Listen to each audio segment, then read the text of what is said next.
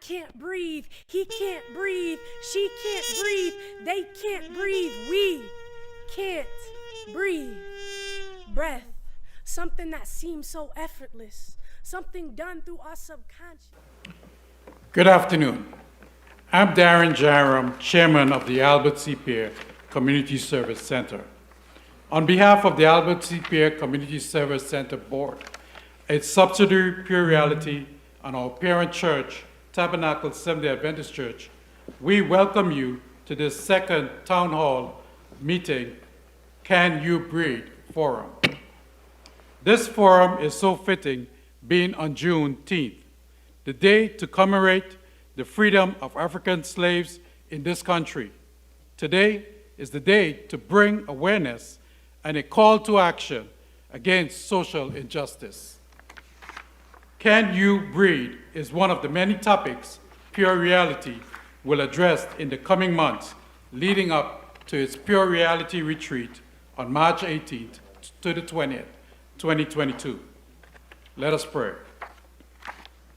Our Father, we have gathered here today to discuss the issue of social injustice, which has injected itself into our communities.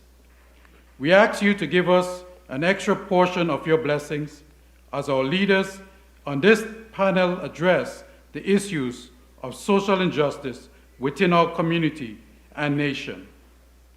Dear Lord, we ask you to touch our nation, state, country, county, municipality, law enforcement, school, and church leaders' heart to make a stand against injustice everywhere. We ask that you continue to strengthen, guide, protect, and bless each of our panelists here today. Dear Lord, most of all, we ask you to be with everyone who is listening or viewing this meeting. May their hearts will be touched by you.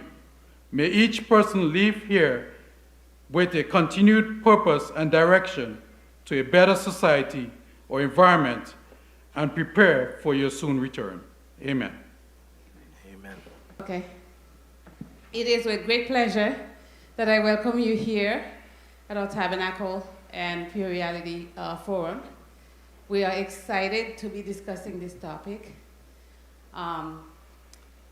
It's been a year since the last catastrophic death happened, or the one that we most know about. And it is important for us to come to grip with what's going on and to be able to find a solution that is viable for all parties, where we all feel safe in our country.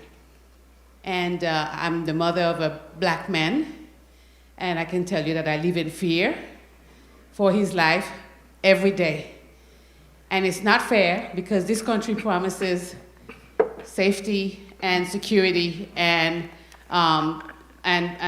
prosperity for every one of its citizens. And it seems like our black citizens, or black and brown men, are not part of the group that is intended to be successful. And so we are very thankful for you being here.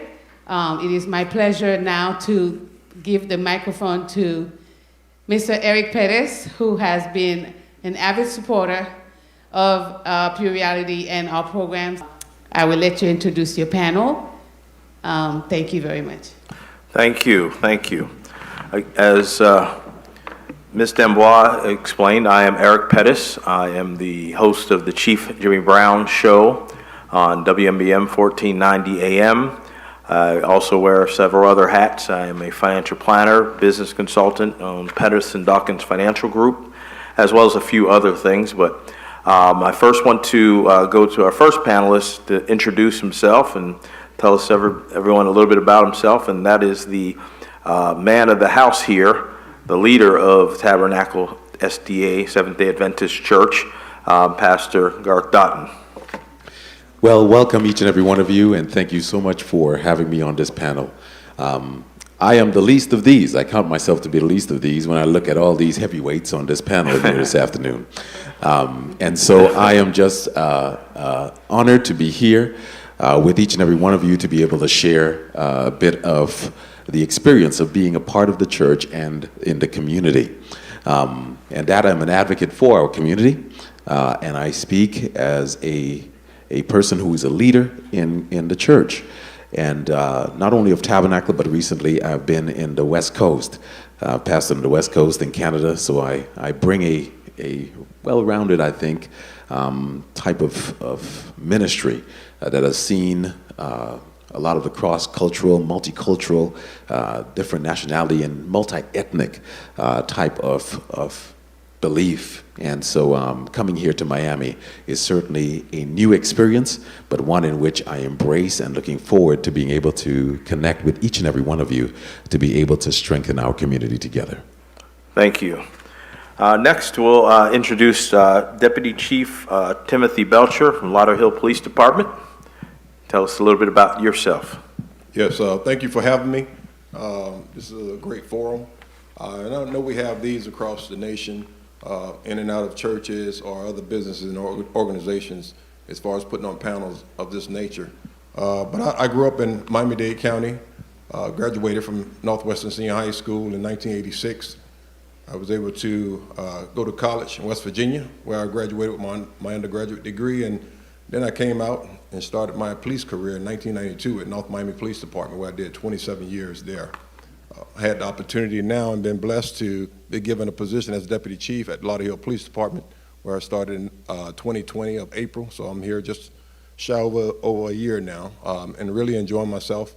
I really learned a lot and really trying to blend into that community now to start making a difference like we did in North Miami and also across Dade County. So we're just looking to blend and partner up with the agencies and the organizations in Broward County to start making a difference also, and also build a relationship within our police department to have a good relationship with the community and vice versa with the community, with the police officers also. So thank you again for having me here. Thank you, thank you.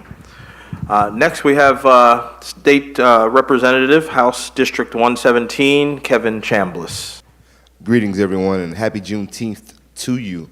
Again, my name is State Representative Kevin Chambliss, and happily made the trip from the Homestead, Florida City area, where I serve as a State Representative for House District 117.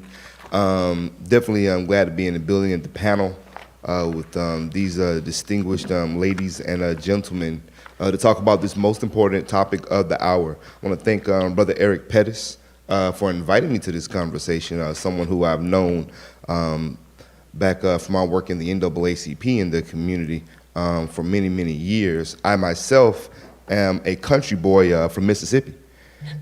Grew up, born and raised Mississippi, went to Jack State University, did a little grad work, fell in love with politics, got involved with political campaigns. Worked for Congressman Joe Garcia. He won, became his South Dade director, and then I worked for every congressperson in Deep South Dade ever since. Congressman Carlos Cabello, Congresswoman Donna Shalala, and Congresswoman Debbie Merkelsel-Powell. So professionally, I have a staffing background in government, but also the community activist background, which gave me a very, I think, unique perspective at potentially how to go about and solve problems. So I'm looking forward to this conversation, because I know that we're not just going to talk about the issues, we're going to talk about the solutions as well. And again, thank you for allowing me to be here. Thank you. Next up, we have State Representative District 108, Ms. Dottie Joseph. Good evening, everyone. Bonsoir, buenas noches. I am State Representative Dottie Joseph, and I proudly represent Florida House District 108. Like the Deputy Chief on the end there, I'm homegrown. I'm a daughter of this community. I was actually born in Haiti and left when I was 3, but I still claim it. Can I do that? Is that all right? All right, I still claim it. I went to public schools all throughout in Liberty City, Little Haiti Design District. Like, this is home turf for me. Studied hard. Had the opportunity to graduate from Yale University and Georgetown University Law Center. From there, my passion was basically just civil rights and human rights. So while I was in law school, a lot of my friends are out making big bucks at the fancy firms. I was out doing the Lord's work, working with the United Nations High Commissioner for Refugees in Egypt, the U.S. Department of Justice's Civil Rights Division, the National Lawyers Committee for Civil Rights, and I can go on, but you get the general idea. Graduated, clerked for a federal judge in D.C., and litigated class actions to combat employment discrimination all around the United States. Some of those cases went all the way up to the Supreme Court, and I unapologetically kicked butt. Came back home to serve, became the first black attorney to work at the City of North Miami Beach, assistant deputy and interim city attorney, and then somehow got finagled into running for this position in the Florida legislature. And I say finagled, I kind of say that tongue in cheek. I stopped running from a calling to just serve, and serve in the best way that I could. So that is me. Thank you, thank you. And then next up, we will have Terence Jones, the founder of the Total Justice Project, Inc. Thank you, Eric. Thank you for having me here. My name is Terence Jones. I'm the founder and executive director for Total Justice Project. I started the nonprofit organization after I got a man out named Elmer Daniels out of prison, who spent 39 years in prison for a crime he didn't commit. When I got him out, he's the first person to ever be exonerated from the state attorney general's office in the state of Delaware. Oh, thank you. I also recently did the investigation to help a guy named Eric Riddick get out of prison after 30 years. If you had young people in the audience that followed Jay-Z and Meek Mills, they've been Instagramming it and talking about him getting out. It was on Good Morning America and MSNBC and throughout, the nation as far as getting this young man out, who my investigation proved that he could not have committed the murder that he was accused of. And the cover-up in it was, just outrageous from the Philadelphia District Attorney's Office and the Philadelphia Police Department. The reason why I mention that is because I'm a former highly decorated Philadelphia police officer, and I helped get 2 officers locked up in Philadelphia. And I know everybody's going into their background, but I had a commander recently confront me and said, "I thought you bleeded blue. Why would you get these 2 cops, help to get them locked up?" And I said, "I don't bleed blue, bro. I bleed red." And at the end of the day, I'm proud of being a black man. I come from an extremely poor, disenfranchised neighborhood in West Philadelphia, similar to Will Smith's neighborhood of West Philadelphia. But the difference between me and him is I grew up the youngest of 6 boys, and I grew up witnessing firsthand domestic violence from my father beating my mother. I've seen violence my whole life. I'll be 58 tomorrow on Father's Day. And I saw it with my brothers, with my father, who was in the home, beating up my mother all the time. And then he became a police officer. And when someone would call 911, when my mom would scream, he would say, "What do you want?" "Oh, Officer Jones, I didn't know it was you." "What do you want?" "Well, we got a call, someone screaming." "Do you see anybody screaming?" "No, we don't see anybody screaming." "Okay, all right, get out of here." And then he would ask us, "Which one of you called the police?" And we said, "Dad, we would never call the police on you." So moving forward, what changed my life was Mr. Lloyd was beaten up brutally, an older gentleman, and my brothers told me to come outside. And I ran outside, not knowing why I was coming outside, and I saw that Mr. Lloyd was beaten up brutally. And I chased my brothers, because I didn't see the guy they were chasing. And at some point, my brothers, who were track stars, and they were older than me, had stopped. So we were all trying to catch our breath. And I said, "Why are we running? What's going on?" "Oh, this guy robbed Mr. Lloyd and beat him up." So I said, "Everybody calm down." So I was meant to do what I'm doing, because I said, "Everybody calm down, let's catch our breaths. Because this guy can't be in better shape than you two." And then when we stopped, we heard, we grabbed the guy, we told him he was under arrest, even though we were civilians. We took him back to the neighborhood. We protected him from the neighborhood because they wanted to beat him up. And we called the police. And I got the Liberty Bell Award from the city of Philadelphia and the mayor and all that. And one of the questions they asked me during the press conference was, you should be a police officer. And I just couldn't believe you could get paid for doing something like that. So all these years later, I became a police officer. And I locked up guys like that.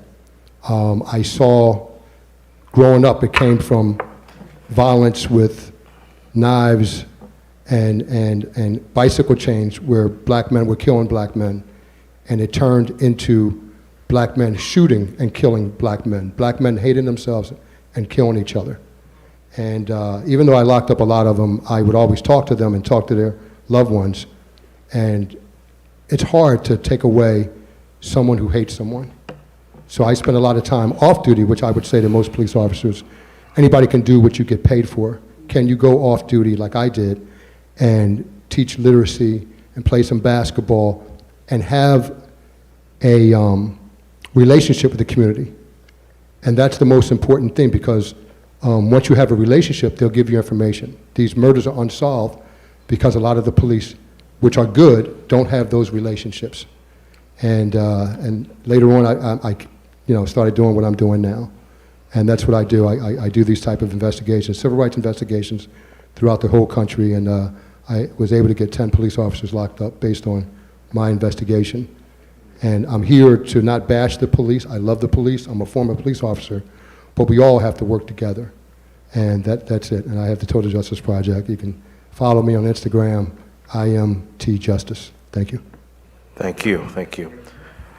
And without any further ado, Crystal Foster of We Stand for Justice. Good afternoon, everyone. I first want to say it's an honor and a pleasure to be here on this panel with such powerful people. Happy Juneteenth. This is a great topic. We need to have many discussions of the issues that we're having in America and critically in Miami, Florida. My name is Crystal Foster. My organization is We Stand for Justice. And I am 44 years old, originally from New York City, came down at the age of 13. I was in a severe grease fire at the age of 20, playing basketball for Miami-Dade. Was told I was never gonna walk again. And it took me 1.5 years to learn how to walk from the house fire. So I just thank God that He allowed me to overcome that big challenge. And then in 2012, we got a phone call that my sister-in-law had lost her life in a drive-by shooting in which she had 5 children at the time at the age of 25. And my brother at the time was living in New York City and traveling in New York City. So we had to help raise his children.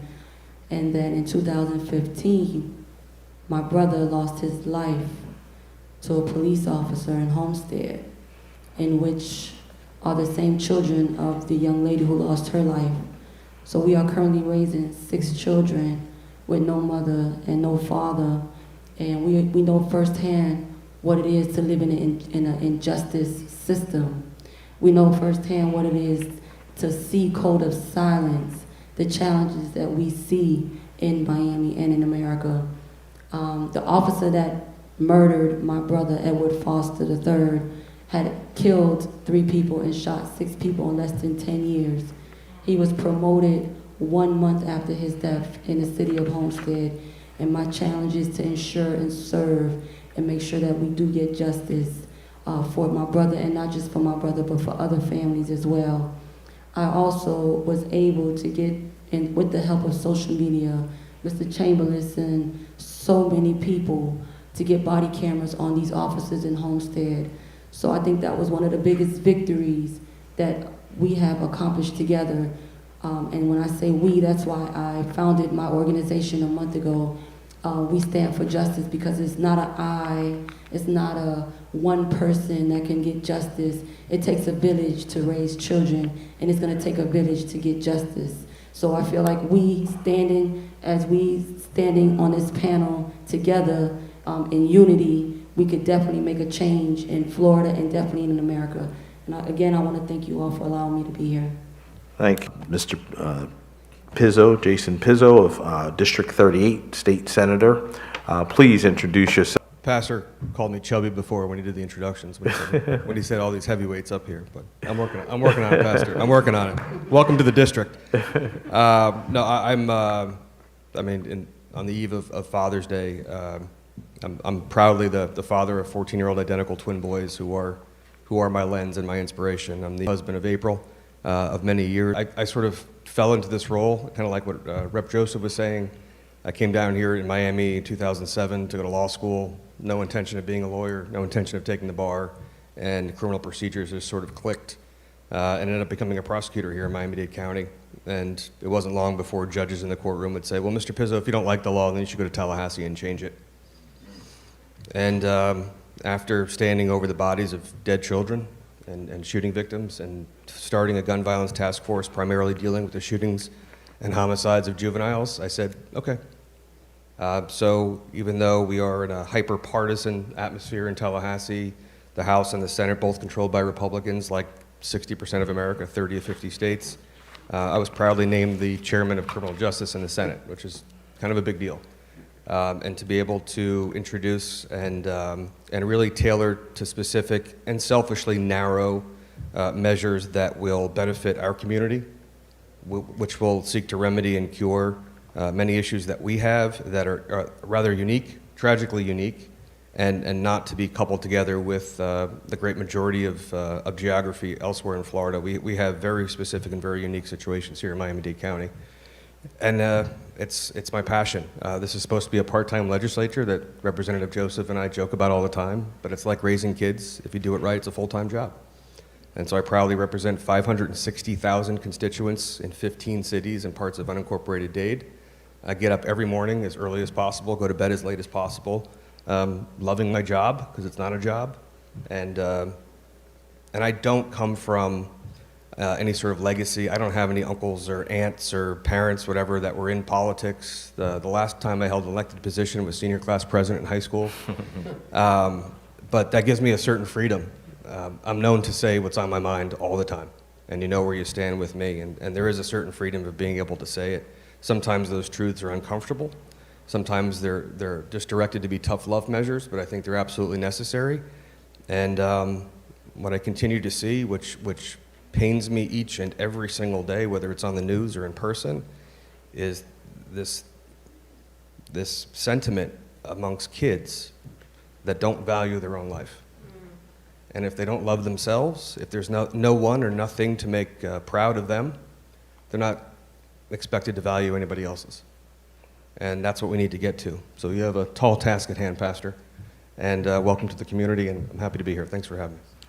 Thank you, thank you. So, you may applaud all the panelists. All want to talk about whether or not we can relax now that the George Floyd case is over and that there was a conviction of Derek Chauvin in the case.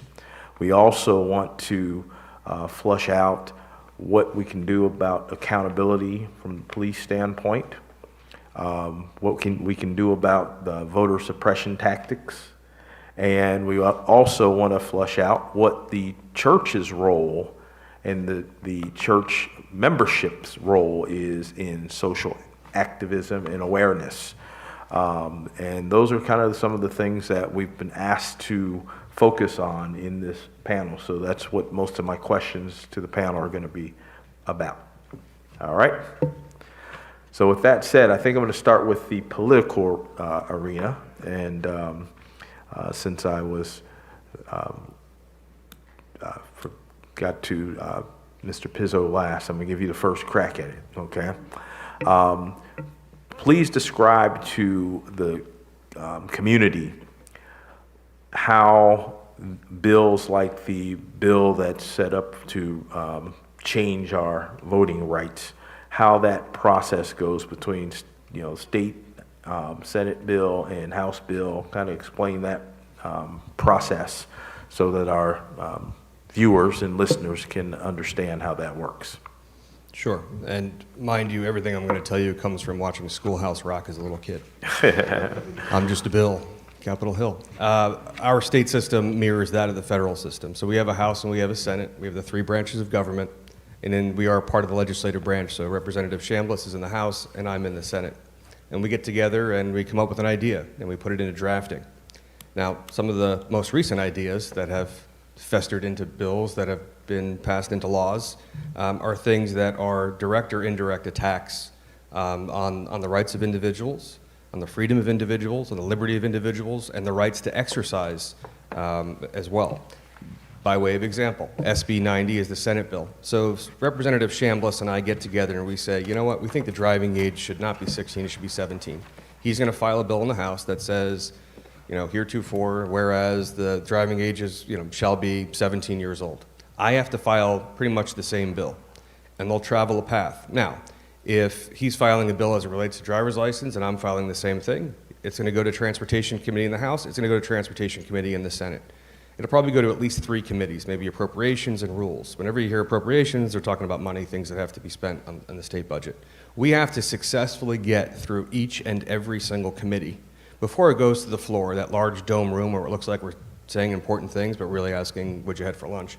And it has to go through all of those committees successfully by a majority vote until it gets to the floor. It's read twice in each side, and a vote happens, and a vote occurs. But the bills have to match, and very often what will happen is Representative Joseph and I had a bill together this year. Mine was SB 1802, and she had the companion bill, and Representative Joseph had a wonderful idea, you know, that domestic violence really spiked last year, and as well as a number of other crimes. And so Representative Joseph had a brilliant idea to do a carve-out. You know, in Florida, I can't record a conversation between myself and another person without their permission. It's one of the few states that has that. It's actually 11 states in the United States. But we don't think that people, especially people that are being predatory or violent, should take advantage of that. So if there are communications that are otherwise not able to be recorded and shared, Representative Joseph had a great idea that we should have an exception, that you should be able to share those communications if you're the victim of domestic violence or a restraining order, and be able to show them to police and or to their attorneys. Well, as they started, they were both the same. And then as we moved along, Representative Joseph edited some stuff. I think I edited one thing. But at the very end, they came together and they were the exact same language. And that's how it happens. But I'm sure we're going to get into it. A number of the bills that you saw in the news or you read about in the paper have nothing to do with improving the quality of your life or your family or certainly your neighborhood or any of those rights that we say we hold so dear. A number of them were to attack recent successes that we've had, voting especially. The governor of the state of Florida said sometime around January on Fox News that Florida was the gold standard in election cycle, that 11.5 million votes were counted by 7:30 when, you know, by the time polls closed. So it begs the question, why change it? Because in a partisan fashion, the Democrats did very well with the system that was in place. The voting by mail, keeping social distancing and doing so by mail was efficient and effective, but too effective for one particular side. Very good. So one question for everyone on the panel, and you can kind of decide who wants to go first, and we can bounce around if you all like to answer. What's been the biggest change that you have seen in the world or in your personal life or in your career since the George Floyd was killed till the verdict? Good, Deputy Chief Belcher. Well, I can say there's been a lot more of these panels all over the place where we've been talking about and collaborating and trying to bring up ideas of, yes, we got past that point, but we're still not in the clear. We still have work to do as a community. And just like I tell people in the community or whether I tell the politicians, it's not just the police, it's everybody. It's the parents, it's the politicians, it's the teachers. Everybody needs to be involved with this to connect with our young people, to educate them, but also educate the law enforcement officers who are going out there dealing with our young people to make sure that they're doing what they're supposed to do and they're acting and responding the right way, respectfully, with integrity when they're dealing with individuals and stuff. And if they have to take action, they take action. But there's a time where we have to de-escalate, you know, from putting pressure or the way we talk to people or the way we do things. That's very important that everybody, not just the police officers, but also the citizens in the community, meaning our youth, who we may walk up on, and they might have an attitude. I spoke with a young man the other day at our park, one of our parks, and I spoke to him. He said, "Man, why are you trying to talk to me?" And I said, "Why are you so angry?" And so after a while, he was with a group of guys, and they caused a disturbance out to the park, but he was with a group of guys to where I was able to pull him aside. And he would say, and he would try to get permission somewhat from his other friends that sat off to the side and laughed and said, "Oh, he got you," you know. And I said, "Are you a leader?" And he's like, "Yeah, I'm a leader." I said, "Why you keep trying to get approval from them to talk to me?" I said, "Look at me." So you have a lot of these incidents that's going on as far as we trying to build that gap or that bridge from the police to the communities and stuff, and that's going on across the nation. We see a lot of the marchings going on, Black Lives Matter going on, but it's been a big change in those areas as far as politically and also socially, as far as the things that we're trying to do to better things in America and across the nation, in our cities, in our districts. So that's been a lot as far as what I've been noticing. But one thing I could also say is that we had an uptick, and I know we had COVID last year, 2020. We had an uptick in domestic violence, like you said, and we had an uptick in homicides, to where people are just going crazy. And those are the things that we have to try to control by either getting the message out and making more contact with these individuals out in the street to try to change their mindset and change their direction. Okay, thank you. All right, go ahead, Crystal. So I can double back off of Deputy Chief Belcher. I totally agree with what he's saying, because we see so many similar cases, but not the same results. So that was definitely a victory that we saw in America with George Floyd. However, there's so much more work that needs to be done. I feel like there definitely needs to be some more resources in the neighborhoods, and our parents needs to be held accountable as well, because we lost parenthood. You know, nowadays the parents are the friends of their children, and they're not involved as they should, and that's one of the biggest issues, that they're not monitoring their social media. They're not eating at the same table for dinner anymore. There's not conversations in the household. So it definitely is gonna take all of us to change the mindsets of our youth. I see and I help a lot of parents. We've had so many shootings on the gun violence in Florida, and with the police accountability, it comes from let me separate, with the gun violence with the youth in our community, it comes from depression, lack of love in the household. You know, we as the community pastors, activists, leaders, grassroots organizations, and the politicians that have the power to help bring the resources, we all have to play our part. We all have to be involved.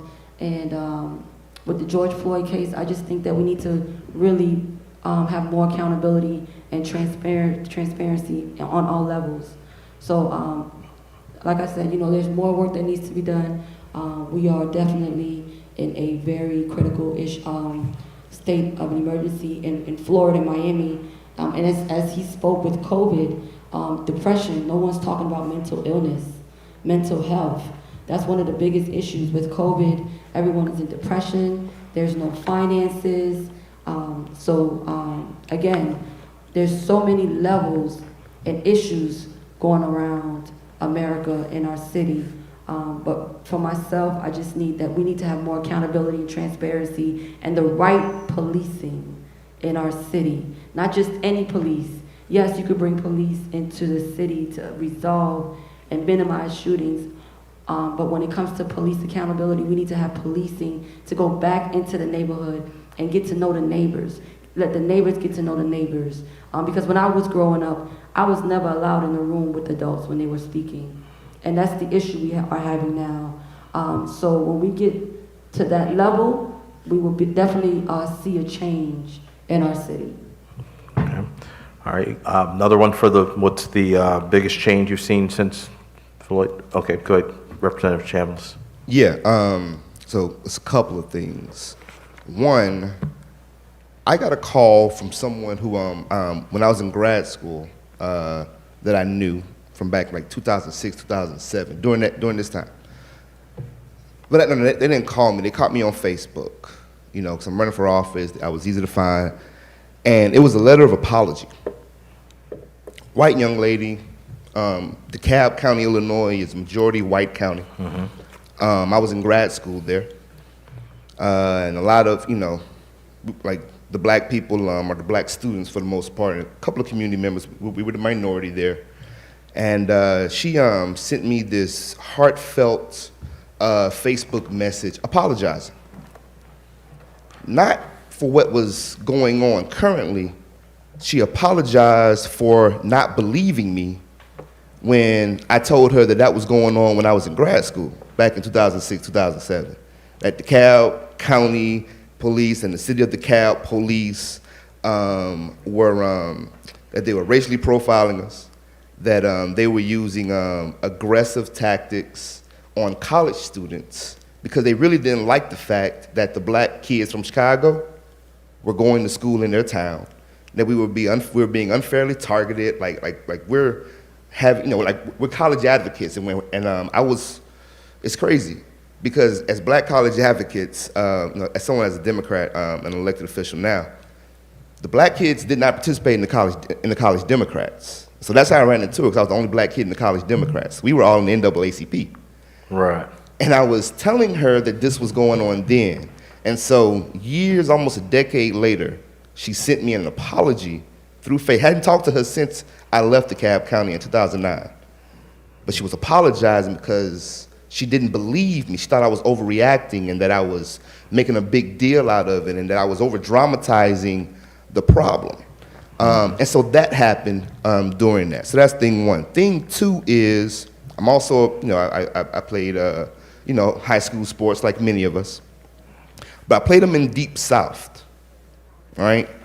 And I was playing high school and middle school football in the era where, you were treated like cattle, right? Like, you've heard the SEC type stories of they don't want you to talk about politics. They don't, they want to keep that out of there. They didn't even want me to talk about church because my coach was, it made him feel bad when I talked about God on the football team. I saw from our professional athletes a different level of movement in group.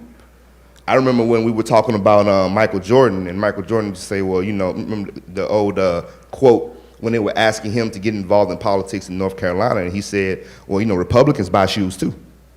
So he wasn't. Right. But we saw them get involved at a higher level. And I think, and that was very liberating.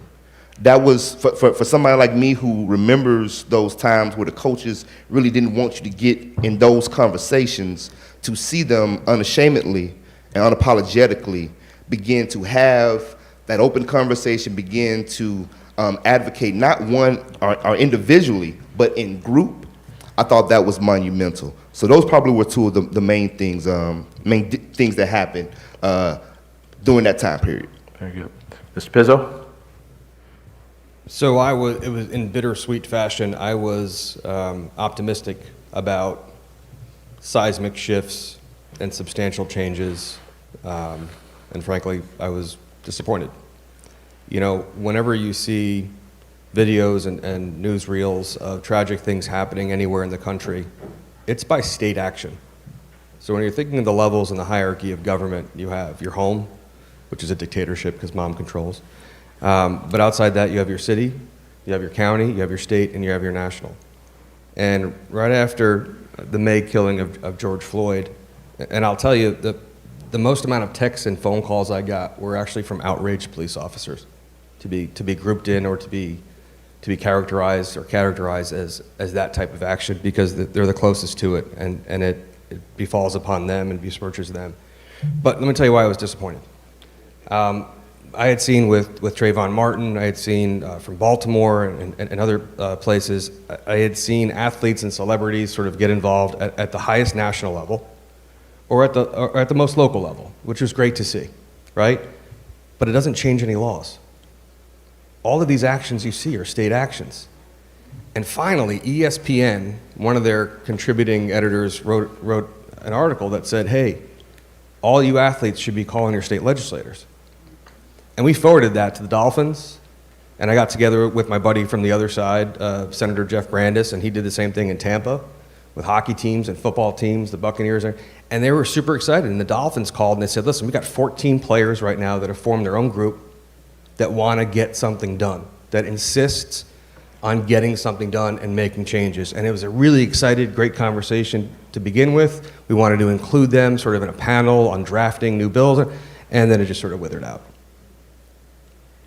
When you see athletes from taking a knee to wearing a hoodie to making statements to posting things, that doesn't change, doesn't affect, and doesn't touch those bills that create either the allowance, the allocation of, or the restriction of certain behavior, unless it goes to the state legislature. All of that is state action. And I guess this is sort of a marketing pitch for the job that we do, but everything that sort of controls your life is a result of a statute. And that's where the attention needs to go. And insofar as you have that communication, that's where it needs to go.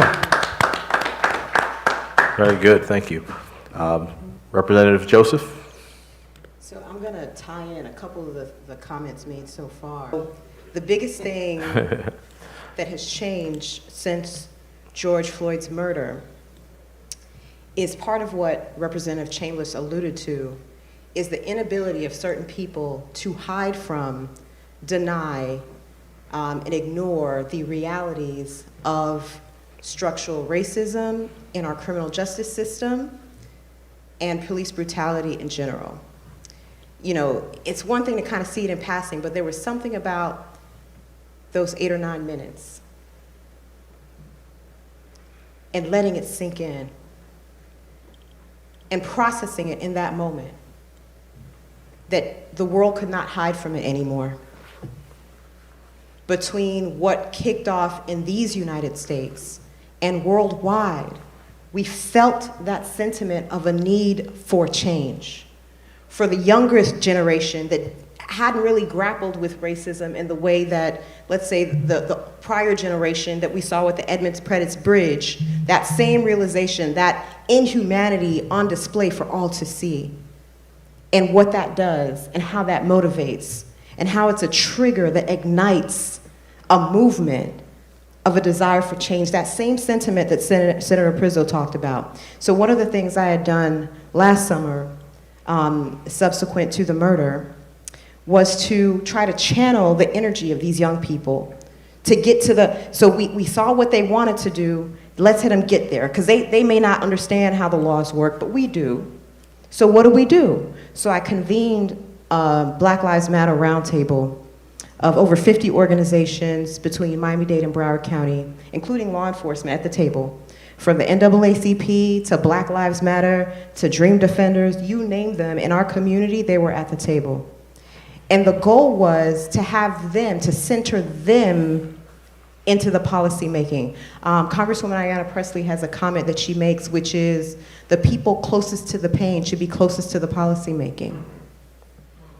And you got to repeat that, please. The people closest to the pain need to be closest to the policy making. Because George Floyd was a new realization for a lot of people who had not felt that before. But for a lot of us in this room and a lot of us watching this, we feel that literally every day. We know what that means. We know what that inequity feels like. We know it. From how we have to modify how we talk to people, how we dress, how we wear our hair, to just try to survive an encounter with law enforcement. Because you don't know how it's going to go through. From Sandra Bland, who I'll always say her name, to the countless others.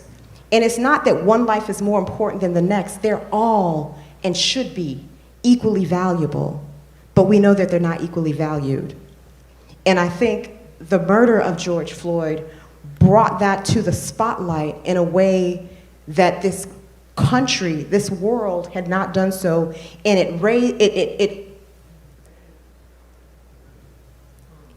it sparked a lot of things inside of us that go beyond just that interaction. And when you have that, what do you do with that to harness that energy? Well, we tried with some criminal justice reform and the Florida legislature.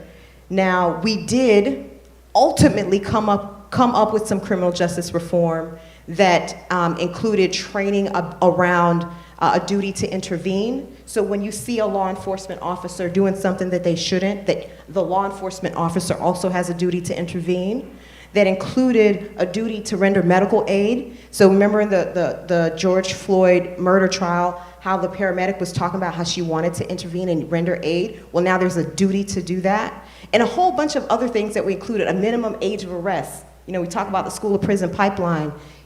It's not the age that we wanted, but we got it at least 7.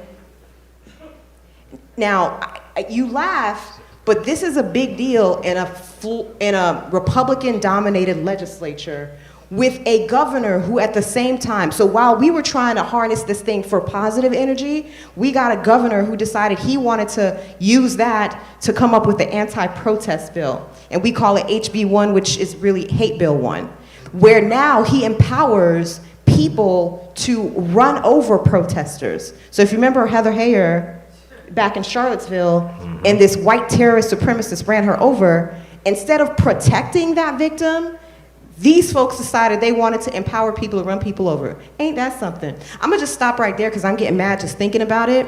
But what the dance that we dance in Tallahassee, where we are right now, is trying to find those areas where we can find bipartisan agreement, because we have no choice, because we don't have the numbers.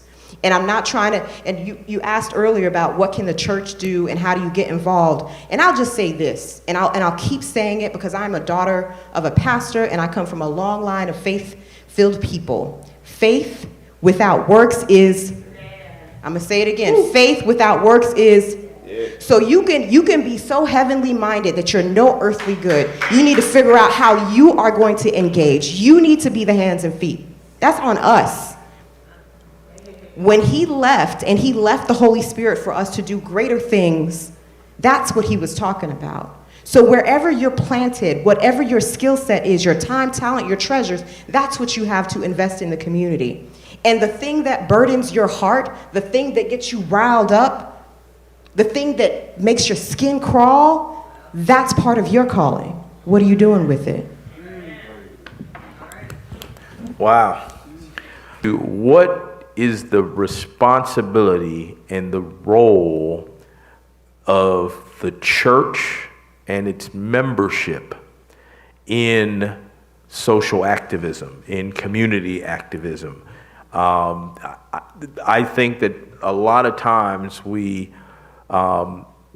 just want to come to church to preach or hear preaching, singing. And we want to be more concerned about what's within the walls or what's within our campus while all these things are happening around us.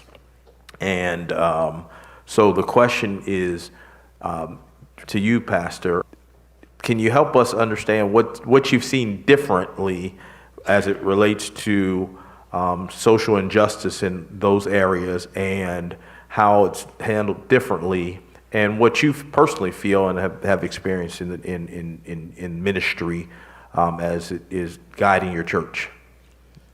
Thank you so much. And not to put you on the spot. Okay. Oh no. It's perfectly fine. Okay. At this point, the role of the church. You also reflected on George Floyd, and that incident, like many individuals who watched the video. I had a burning desire, a conviction, not to sit silent, not to sit in a padded pew and feel comfortable, while a black man and other black men and women are gunned down or killed or have a knee on our necks.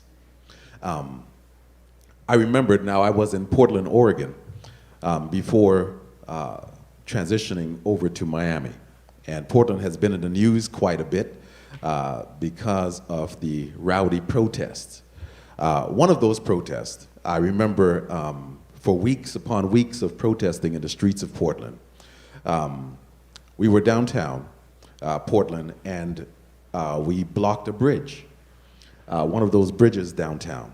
And we were lying down face first on the bridge in Portland. Stopping traffic, of course, and the police officers. Did you say we? When I say we. No, I'm just trying to clarify. You personally, pastor of Tabernacle SDA Church, was laying down on a bridge stopping traffic? Yes. Okay. When I say Can we say amen to that, please? By the way, that would be illegal under the new law. Under the new law, that's illegal. But I was in Portland, so it's legal. and here, if it happens, I think the members here will bail you out if you should do that again. and if it happens here again, then I'll break the law. So I'm sorry. Now here is just my part in the conviction part. Lying down in the street for over 9 minutes has an effect on you. And to see the length of time that this man was under the knee of someone, that has an effect on you. Mm-hmm.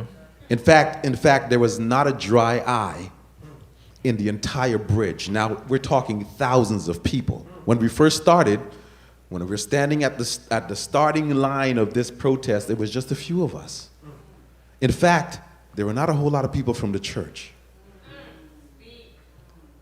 There was only myself and another pastor standing at the front of this line with about 50 people. And I'm sorry if I get more emotional about it, because I was hoping there'll be more people. And we stood there because of the death of someone and realized that a lot of people from the church was absent. And as we continued to march, more people joined. The role of the church is one of advocacy. If the church does not stand, then who will? When I watched the video, even today we had a program that reflects on the civil rights movement. And I saw the signs that it was held in that video. And I saw church folk. It was the church that took the active stand in leading the civil rights movement. So I wondered, at this point in our history, this pivotal time, where is the church? That was my question as a leader in the church. And even after calls were made, it took countless calls for individuals in the church to finally see that they too are part of this. And finally, I was amazed to see so many more, not all, mind you, that came out and were also advocates. We had many nights of protest, many days of protest. We marched until we ached. We lied on the street countless days asking for justice. So when you asked what is the biggest outcome that we see from George Floyd, right now I see a conviction where there never was one. I cried because I saw something that we've never seen before. A police officer, sorry, Deputy Chief, but I saw a police officer convicted for a crime that took place that the entire world saw. And believe me, I thought he would get off. I thought he would be free right now and probably even have a promotion. So I cried when I saw conviction. I also, after I left the streets protesting, would go back and not sit down in the pew and preach, but sit in different committees in the city. And I think that the role of the church, I believe the role of the church and every member has to take an active part in its community and be actively involved in changing the policies and talking to individuals, the heavyweights, so that those matters can be addressed appropriately. And that's what we did. When we left the streets, we went back and we called the leaders of the city, sat down in those conferences, whether they were virtual or in person. Most of it was virtual because it's the middle of COVID. And we talked about what needs to change. And therefore, those same policy changes took place when we had actions to allow for policing to now be part of the community. And what we saw was a change in the policing itself. Now you had laws that prevented knees going on necks. Now you have laws where there is that community advocacy, where we can have that community communication between the police officers and also the community. to allow for there to be that engagement. Whereas there was that disconnect before. Right. And then I don't want to take up too much more time. Well, I have to share with you. Is that video ready to go yet? Okay, called the Best I Can't Breathe song ever. That was created by pastor by the name of Raymond Newton out of Memphis, Tennessee, that I know, who happened to, out of the blue, call me, and I don't know what was happening, but he told me about this song. If you are ready, let us roll it. New tonight, the mayor of Minneapolis is calling for criminal charges against an officer who was recorded with his knee on George Floyd's neck. In the video, you can hear Mr. Floyd saying, "I can't breathe, sir." Sir, I can't breathe. Somebody, anybody, help me, please. He about to kill me with his knees. Mama, I love you. He had them calling on his mama, and they were so sad. About to get killed by another class member wearing a badge. And was sad that they could have stopped him, but they chose to watch. What proves the police precinct is filled with dirty and racist cops. It says that they was hired because they love to protect. But how you gonna serve the public with your knee on her neck? I guess my skin color gives you the right to kill me, because in your world, since I'm black, I'm automatically guilty. Took a human's life and really could have been avoided. And you hear him say he couldn't breathe, but we're right about Satan voices. Your apologies, don't flush it down the toilet. Y'all kill brother after brother, and you show no remorse. And I'm praying the world hears when we speak. I can't breathe, officer, means I can't breathe. So please, sir, I can't breathe.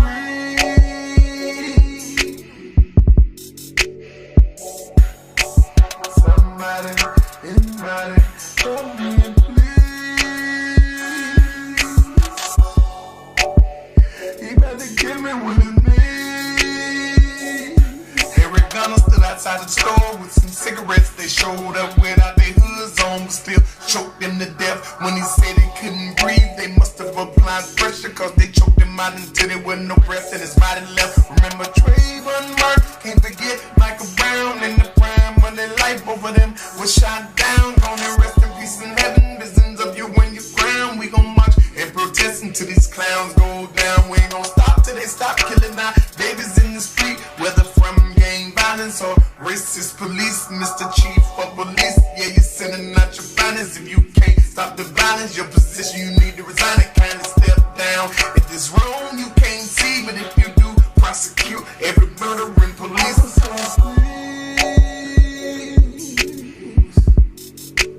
Sir, I can't breathe.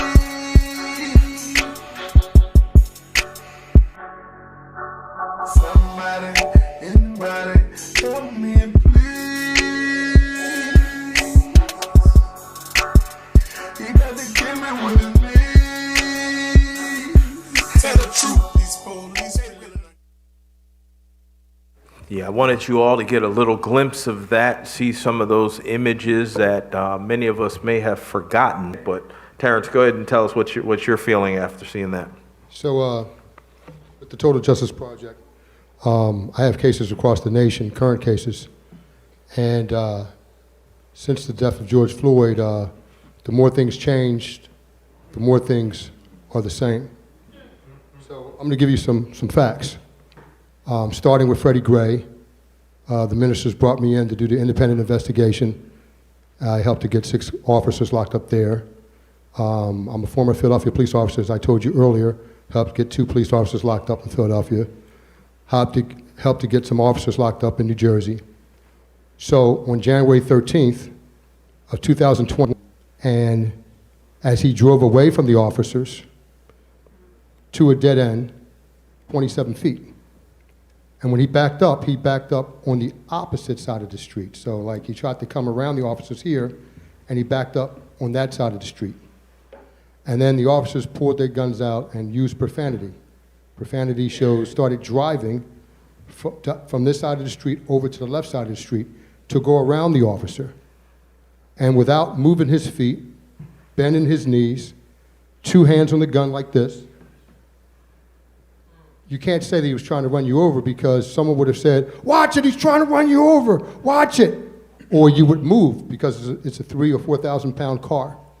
As he goes around him, the officer fires 4 shots into his windshield, which didn't kill him. And as he drives by him, as Lamont mowed out of the side of his brains, and it didn't stop there. As he went by the officer, he then lost control of the car and obviously he died. So when I say the more things change, the more things remain the same, everybody talks about criminal justice reform, and they focus on the police, the chiefs, the people that work for him and this police chief. But what about the prosecutors? Because at the end of the day, this police chief and any other police chief is going to do their investigation. And when they finish their investigation, they're going to have an administrative investigation with internal affairs. And then they're going to have a criminal investigation with the homicide division. And then a criminal investigation. So normally 3 different investigative units are going to investigate it, and then they're going to give it over to your state attorney general hasn't locked up 1 police officer. In 30 years, or I believe 27 years, and both of their names are Kathy, ironically. In Delaware, in the past 27 years, they never locked up a police officer for shooting and killing someone. And that shooting that I just told you that happened January 13th, the Newcastle County Police Department has never released the video. So when you look, if you were to look on YouTube or Facebook or whatever, you would see that there are only very few people marching in Delaware. You'll see for Lamont Moses, it's just me and some of the family members. And the way we were able to get a video that was released that has never been released in that police department was I called up spur of the moment, because you don't have to always plan everything.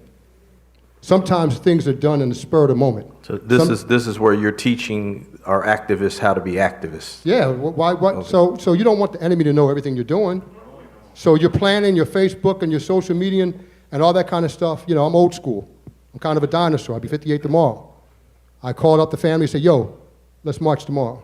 What do you mean? Well, let's get some people. No, just the family. Where are we going to go? Just had someone call me up to tell me where the police chief lives. Sorry, chief. Let's go to his house. Are we going to get locked up? If anybody's going to get locked up, it'll be me, and I've never been locked up. Never had the pleasure to get locked up in a protest. And I say pleasure because Martin Luther King got locked up. So I don't know what that feels like. But I normally don't know because we're videotaping, and I normally bring the news media. So if you're going to violate my rights, I want to have it videotaped. And it's going to follow up with, I know a lot of powerful lawyers, it's going to follow up with a lawsuit.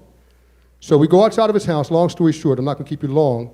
We go outside of his house, and I basically, said some things to the chief and told him that we'll be here every Friday until you release that video, because he refused to release the video. He said it's the attorney general and it's all this kind of nonsense. And within 2 days after that protest in front of his home, that video is released, Lamont Moses, and you can see it on YouTube. But what I'm going to show you is the corruption from that police chief, who's the first black police chief in the history of Newcastle County. So it doesn't matter whether you're black. It's about justice.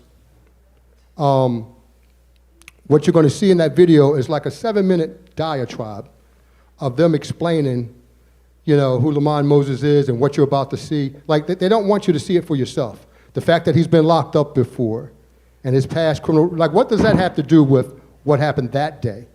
That day was murder.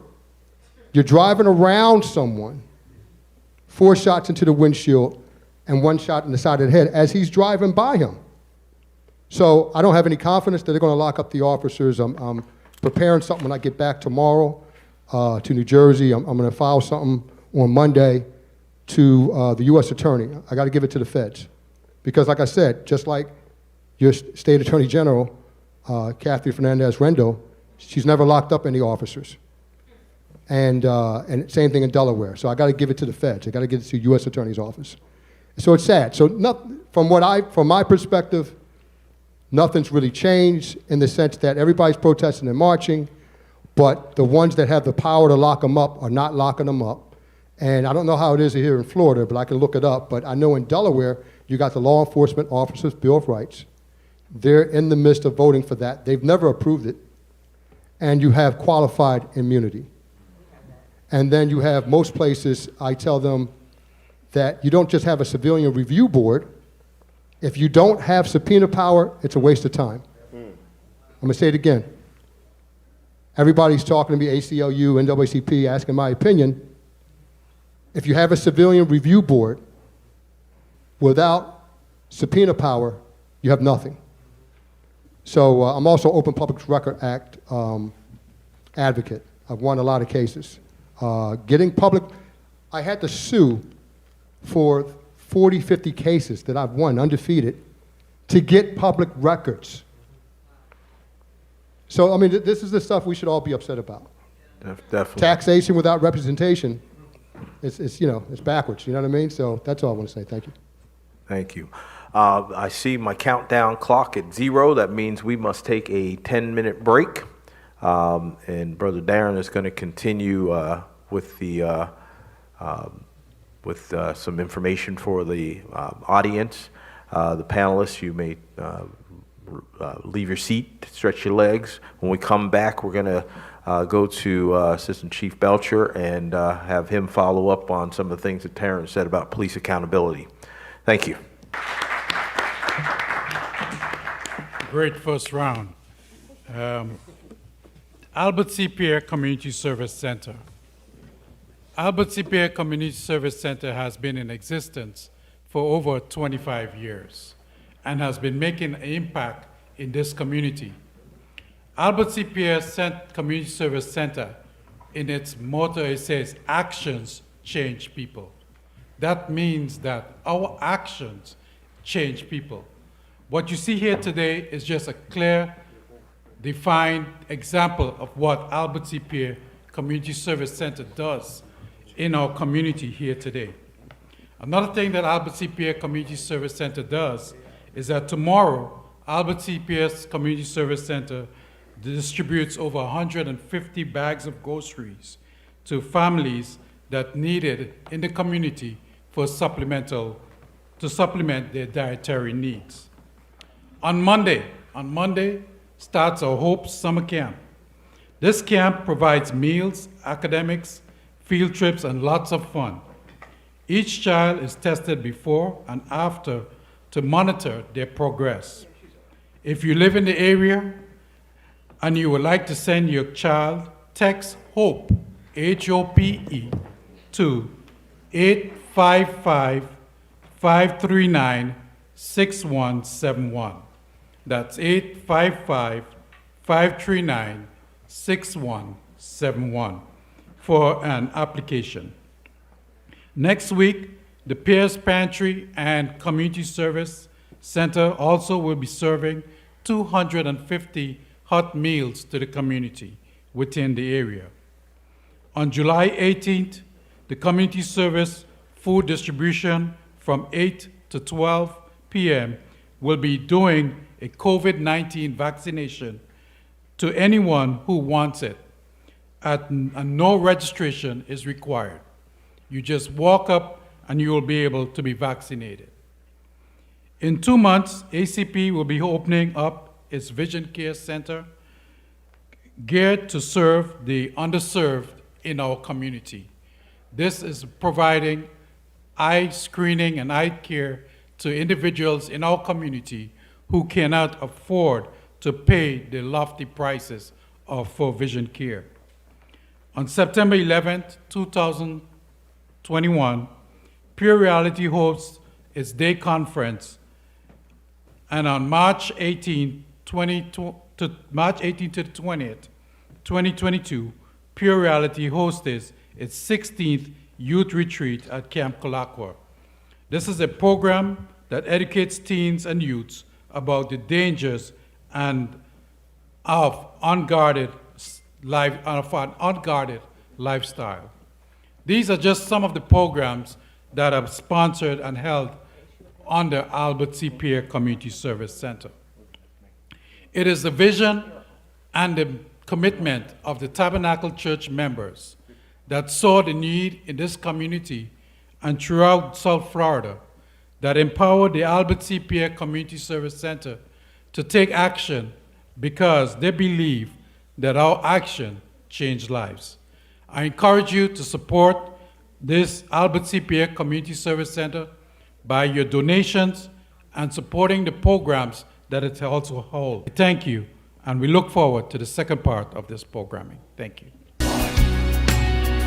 When the world is enraged from watching a black man die, gasping for breath, and the man says, "I can't breathe," with his esophageal tube collapsed under a man's knee. Is it not enough to wake in the wake of hate perpetuated by a system dating back to Negro slaves? Beat that black man, make him pick cotton, shoot that black man, he looks like he's up to something. Is the American fury not enough for you?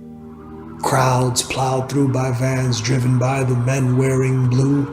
Who do you call when the cops are the killers? When the body camera footage shows me you're killing brothers and sisters. Is the execution of a man, is that not enough for you? Judge, jury, and execution by a man dressed in blue. You look down at us for behaving like an angry mob. If all men are created equal, what gives you the right to play God? Where is the leadership? Where is the fight? 4 days to be arrested for murdering a man in plain sight, and a 9-day riot to arrest the other 3. Right? Did it maybe occur to you that our hearts are broken, that we're tired of being hurt and our culture not moving forward? Be it Selma, Malcolm X, the death of Dr. King, Freedom Riders' Bloody Sunday, I can hear the choir sing, Rosa Parks, the LA riots, the beating of Rodney King, Eric Gardner, Philando, Breonna Taylor, George Floyd, can you feel the sting? You'll arrest hundreds of young minds and voices of the generation to come, but all you had to do was give us justice for one.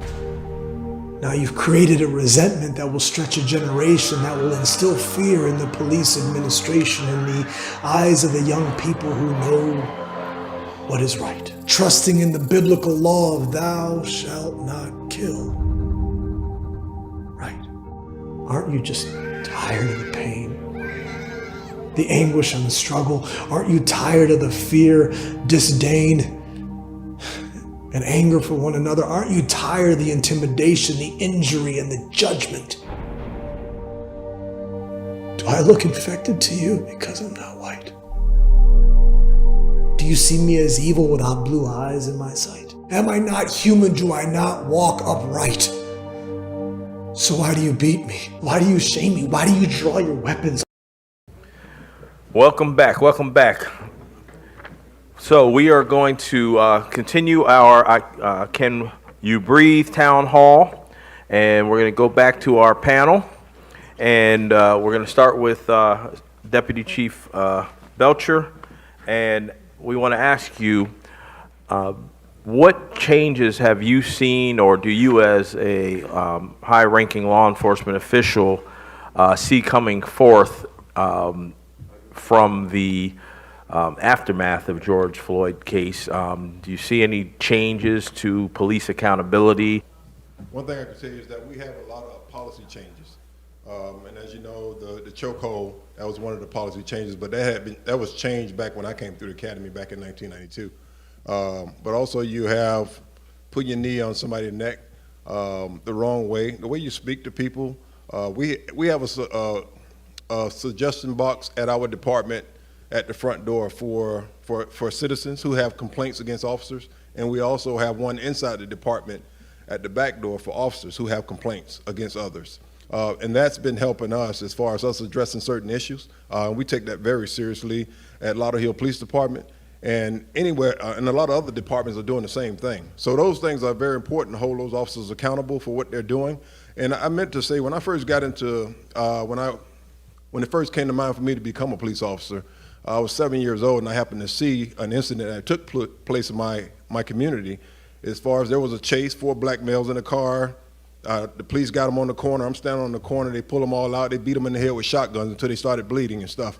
And right then and there, because I used to watch Roots all the time, and I used to see how the blacks was getting treated, how we was getting talked down to, how we was getting looked at.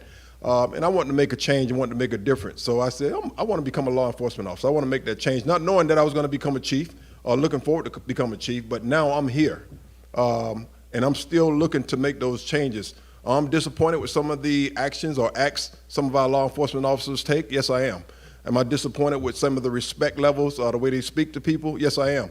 Am I looking to change that? Of course I am. And inside our department with our chief, Constance Stanley, she's looking to make sure that gets changed also. But it's not just about our one department. We got departments across the nation. So we got to make sure that we spread this positive message and this positive ingredient throughout all the agencies to make sure that they're teaching and training that their officers over and over and over again, not just once a year, not just every quarter. This is a message that has to be sent at every roll call, every training that you have in your station, because it's constantly, as we see it, it's constantly going on, it's constantly happening. And just like, and I forget my brother's name down here, he said, nothing has changed, it's continuing on. And yes, it has picked up. So yes, we are making sure our officers are accountable. I remember when I was at North Miami and the shooting took place over there with the autistic gentleman that was laying in the street, and the caregiver was the one that got the bullet.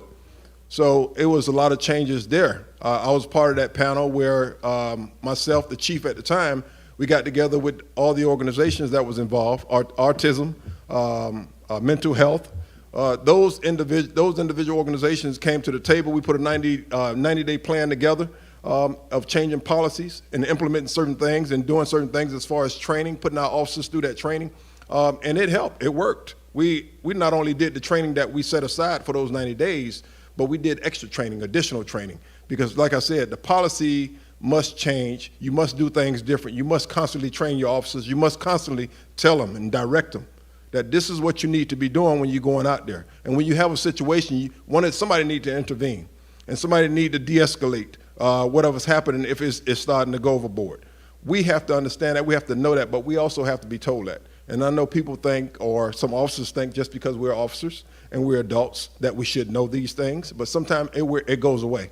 And I tell people, you have to go back to the beginning sometimes. When you start going downhill, whether it's in your profession or your relationship, you need to go back to the beginning, to the basics. Let's do basic police work.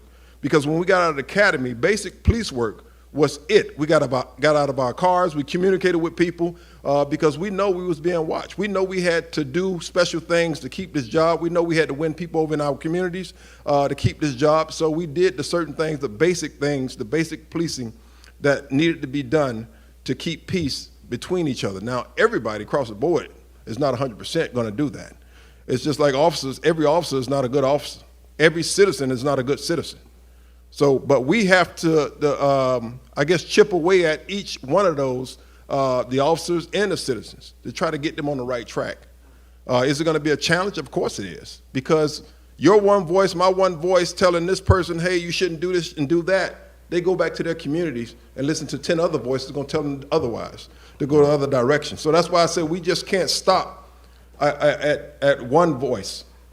We have to keep going, whether it's the community or whether it's the police officer. We have to keep chipping away at it, and we must hold each officer accountable for their actions. Right. And make sure that we put the training in place to hold them accountable also. Well, I guess the good thing is that the officers have the laws to deal with the bad citizens. But what we, I think, find to be difficult is citizens have trouble trying to reconcile with what to do about bad officers. I know, Mr. Foster, you had a comment about something regarding that? Police accountability, it ensures that the officers can work together effectively, right? The issues that we have and that I came across when my brother was murdered, the people won't understand the pain until it happens to them. You stand alone in this fight, and you learn through the process that there's so much corruption in our city, in politics, and on the top lead, our state attorney's office. for 27, 28 years. 28 years as a state attorney. And I know I'm gonna ruffle feathers, but it's good trouble. And it's needed to. You would to say have, that after I took my shirt off, but go ahead. This discussion is needed because it can happen to you. It can happen to you, and it can happen to you. You know, our state attorney has never convicted an officer in 28 years. Particularly my officer, the officer in Homestead, Anthony Green, who has killed 3 people and disarmed his gun, shot 6 people. And there's more that we not aware of. You know, that's an issue. That's an issue. For 5, 6 years, we have not had a police report till this day. We have not had a police report. We have not had any documents on my brother's case until the case was closed, and we still are missing documents. And I want, the people to understand that you never accept no for an answer. Us as people, we are so powerful. We are so powerful and we don't even know it. And I say that because we are living witnesses of how powerful we are. If I, without going to to Tallahassee, can get the people, us together, to pass body cameras, that is powerful. What powerful does, you have to start, you have to ruffle feathers. You have to, attack in a good way, be consistent, because consistent is the key. When you stop, that's when you don't get any results. And us being consistent, staying together with the same message is what got us body cameras. But I want to say as parents, we teach our kids because they're like sponges. You mold your kids to do right and become successful in life. But then you go to school and you take them to school and then your teachers mentor your kids and you allow the teachers to teach your kids to be successful in life. So it's like a path. Then as officers, you go to your chief. But then when you go to the top lead, which is the state attorney, and nothing is being done, what do we do? And what I see is, and I'm so sorry to say, but I did 80% of my brother's case. And I want to tell everyone, social media is so powerful. I found most of the witnesses on social media. I never gave up to this day. To this day, I lost a lot throughout my your journey. It has been a chance, but throughout this journey, I lost a lot. Was it worth it? Absolutely. We're raising 6 kids that lost a mother and a father. And the only thing we can do is make sure we get justice for the children. My brother was shot multiple times, 9, 10 times, 6 in the back, broad daylight, on his knees. So, when you cannot speak to anyone unless you've been through it. You cannot understand the pain until you have been through it. And the good thing, not the good thing, but what the victory we saw with George Floyd, everyone went through it.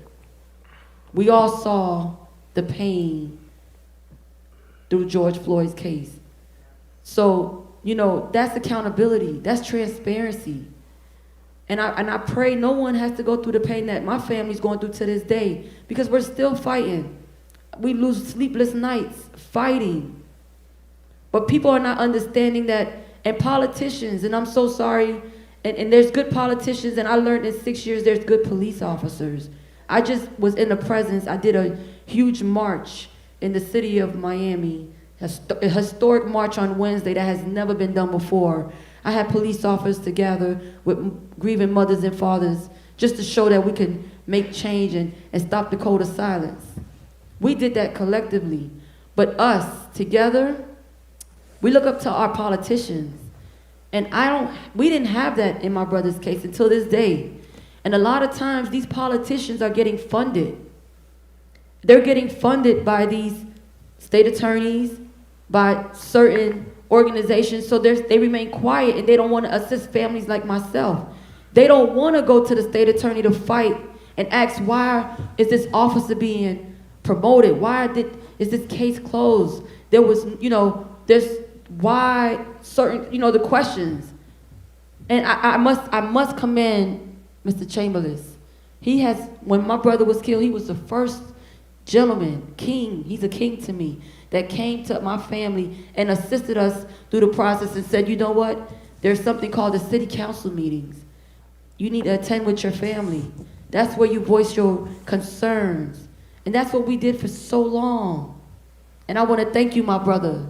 We need more men like you in this city, in the world of politics, to show that you are an example of what leadership is. That's what leadership does. You cannot be in that position and not have the heart for it. You cannot be in a position and not have a heart to make change. And I've been so strong, and seeing the video of these people, George Floyd, Eric Gardner, saying all these people that have been killed on a national platform. What about the cases that are not on a national platform, that are going through the same issues? Amen. What about those cases? Those cases matter. All lives matter. It's not a black or a white issue. We say Black Lives Matter, but do Black Lives matter to us? Do Black Lives matter to us? Because we're killing each other. We're killing each other. We're fighting each other. And we're supposed to be leaders. And I take this stand, and I know a lot of people don't understand and won't never understand my voice and the things that I do. But I do it because I have passion. And I would never want to see another family go through the pain that I've been through. And I'm a voice for any other voices that have not been able to get to the level that I've got. And God has blessed me with so many powerful people in my life. And I'm just so thankful. But the fight continues. And it continues for our youth. It continues for our youth. And we'll get justice, because we have to ensure that there's going to be change. We have to be positive and keep our mindset. And when we get more deputies and chiefs like Chief Belcher, we'll have a better city. We'll have a better city. And I just want to tell everyone, don't never give up. It's been 6 years. My brother's anniversary is next month. And we will get justice. We will get justice.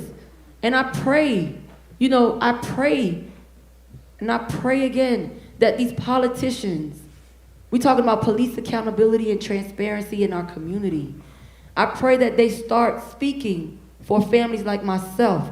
I pray they start teaching the officers on how to retrain. And what you protect. You took the oath to protect and serve. That is your job. No one asked you to do that. You took the oath to protect and serve. Now it's your turn, your time to do what's right. So we need to bring back education on our officers. Because again, you have the officer that executed my brother, and the rapper T-Pain's cousin, and so many other victims that stand with me, because we stand together. I reached out, even the ones that are in prison. I wrote every inmate that's in prison behind this officer to let them know I stand with you. And I spoke to all of them, because I am going to fight for them. I am going to fight for those people and any other families that are going through this process. But I ask, like Senator Pizzo stated, state law legislations, coming on the lives that we live, the things that we do is what, and I don't know politics, but what I do know is that we can't change the color of our skin, but we could change the positions that these people are in. Say that again. I don't know if you all heard me. Say that again. I said we cannot change the color of our skin. But we definitely, us as people, can change the positions that these people are in. And I am so thankful to be in the presence of, Ms. Dottie Joseph, State Representative Dottie Joseph, Senator Pizzo, Chambliss, all Terence Jones, Deputy Pastor, for him to say that he stood, that brought tears in my eyes, that he laid on the bridge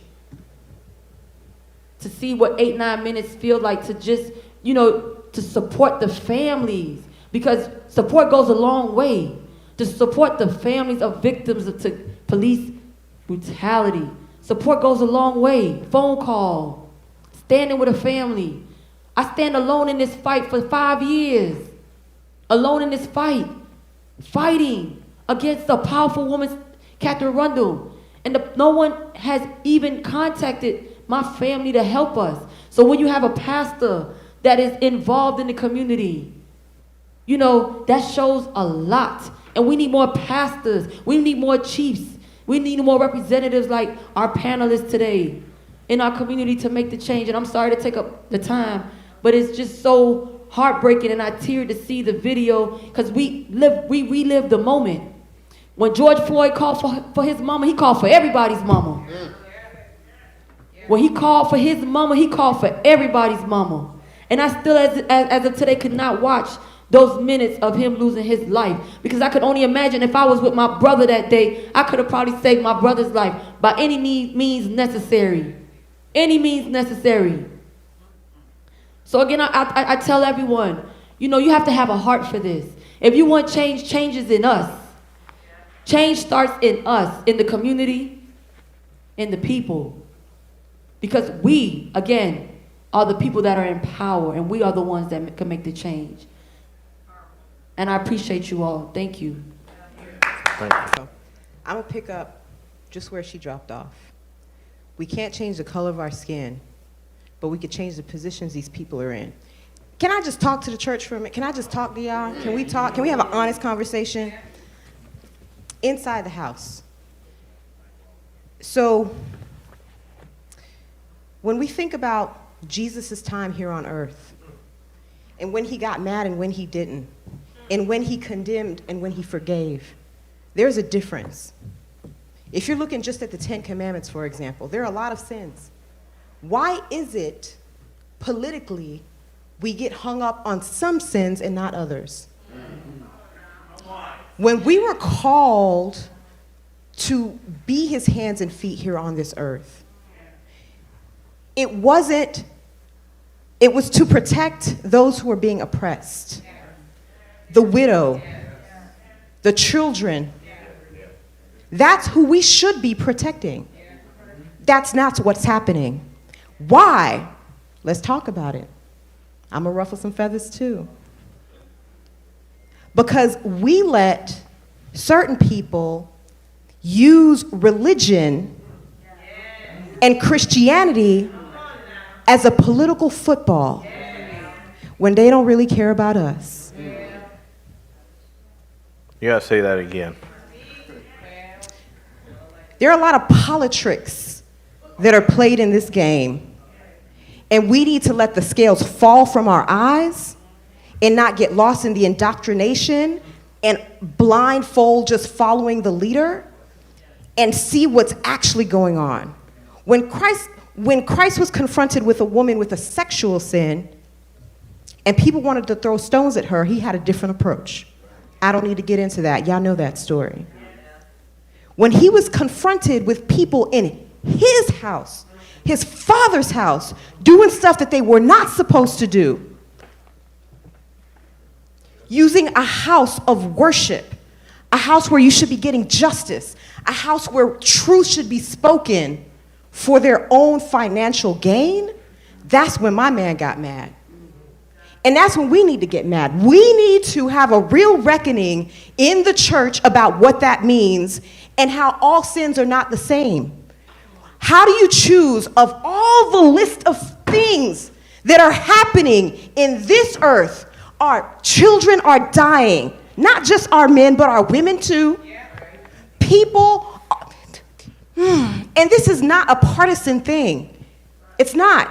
Because when you talk to people, when we look in Florida and the policies that people, Democrat, Republican, Independent, support, they're things for the people. Whether you're talking about expanding Medicaid so we can just have real health coverage, whether you're talking about making sure that you can have a life, whether you are talking about raising the minimum wage, all of those things we agree on. Talking about treating men and women equally under the law. Democrats and Republicans, we agree on those things. Even universal background checks for guns. Guess what? We actually agree. But you know who does not agree? The people in charge. The people who are running roughshod over our house. whether you're talking about the church, whether you're talking about the House of Representatives, or any place that's supposed to be sacred. When you saw that January 6th insurrection, that was an assault on all of democracy everywhere. It was. We talk about what happened after George Floyd. Yes, there was that sentiment to have a change. Yes, there was that sentiment to do something positive. But we know that we do not war just against the flesh and blood. We don't. And if you miss that, you're in a war that you don't even know you're fighting in. So, we also saw in the aftermath a governor who put together policies that would make exactly the kind of civil disobedience that we, once the church was engaged, used to be involved in to make that illegal. You also saw, right now, before our eyes, an onslaught of just critical thinking. Yes, we're talking about critical race theory, but it goes beyond that because they want to rewrite history.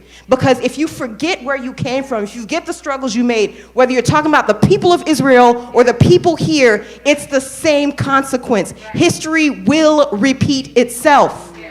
And we cannot allow ourselves to get so complacent to forget that ever. Ever. The Voting Rights Act is still in limbo. So instead of just talking about the problem, let me talk to the church for real. Here's what y'all need to do. Philosophically and then practically. Philosophically, we need to not get hung up on two issues of all the sins that there could be that don't really impact our lives. I'm not saying you can't have your expression, you can't have your faith, you can't have your belief. I'm not saying any of that. Nobody believes the right and the sanctity of life more than me. No one. But I will never, ever sacrifice up a mother or a family to do something that, if God himself gave us the right to do things, because he could have created us like angels, he could have just programmed us to do whatever he wanted to do. No, he gave us free will. And each of us have to live with those consequences. And answer for them. From King David and his interactions with Uriah and his wife, and the consequences on that child. Who are we to think that we're better than him? Who are we? We're not. And if anybody tries to tell you different, it's a lie out of the pit of hell, used to manipulate and control you, and nothing more and nothing less. Because they don't care about you. Because if they did care about you, if they did actually care about that child, they would care about all these babies dying right now. The living, breathing people outside of the womb. They would care. If they actually cared about that unborn baby, they would provide resources for that family to be able to address the needs of that child and that family. Oh, you just have it and we just gonna turn our backs on you. What is that? Cut your food stamps, cut your Medicaid. All of that. No health insurance, no money, no jobs, none of that, but so all don't that have an abortion. philosophical stuff, we need to get past that and talk to what's really happening. Pastor, you talk to people all kinds of times. And sometimes it's about something philosophical, but at the end of the day, when that woman comes to you, let's say there's a domestic violence situation, do you force her to stay and get her butt beat? No. Not if you're following the spirit of the law. And we need to get to the point where we're actually after the spirit of that law. So, politically, I done told y'all about these politics. If you hear me, those who have ears to hear will hear. As far as the practical steps, I need to just connect the dots for people. Name any issues you care about, whether it's police brutality, to making sure you have affordable health care, affordable housing. Name any of those issues, Democrat, Republican. Right now, I will tell you, and the senator and my colleague in the House of Representatives will attest, that we are the only ones fighting for it. And to the extent that certain Republicans might want to, they are shut down by a system that keeps them in lockstep control in a way that I have not seen anyway. Y'all understand what I'm saying? The point is, right now, the opposite reaction of that movement, that we saw that positive energy out of George Floyd, the forces of darkness have an opposite reaction. And that is to quell your desire to get engaged in politics at any level, from protests to writing people because they don't care. And the only thing that will change that is if we fully engage and get them out of office. There's no policy. We can sit up here and talk about all kinds of things that would change till we're blue in the face. But until we have the numbers in those seats and those people making those decisions to make a difference, it does not matter. It doesn't matter. And I know we want to stay out here and just say, well, you know, here's the thing. If you are called to do something, prayer is part of it. You look at the Proverbs story, she didn't just sit around and pray. Praying is part of it. Faith without works is, so what are your works? So you need to get engaged at every level. If we're talking about this particular discussion that happens you heard her talk about what the representative told her about getting involved in the city, local government level, that's part of it. You heard about conversations with the state attorney's office, that's part of it.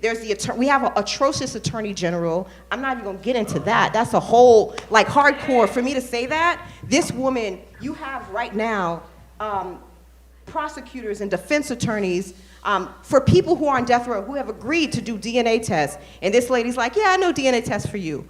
What the actual heck? And we voted her in. So my point is, at every level, we need to engage, and not just at people stay focused on the president. Even right now, the president's doing some things, but he's limited by what's going on in the Senate. Right? Y'all need to understand how this game works.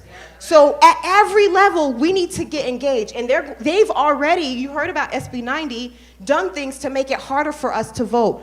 Listen, we're not new to this game. We're true to this game. So we don't care what obstacles they throw in our way. We need to stay engaged and stay early. Right now, by the numbers, Democrats are at the worst registration levels that they've been in decades. That does not bode well for us. We have a lot of issues going on, but the point is there are lots of ways to engage, and I'm not going to use all of this time to get into that. Please feel free to reach out to me. I am accessible. If you want to schedule a time to talk, you don't know where to start, the phone number from my office is 850-717-5108. If you're on Instagram, IG, hit me up with a direct message. I answer those directly. It's just Dottie Joseph, D-O-T-I-E Joseph.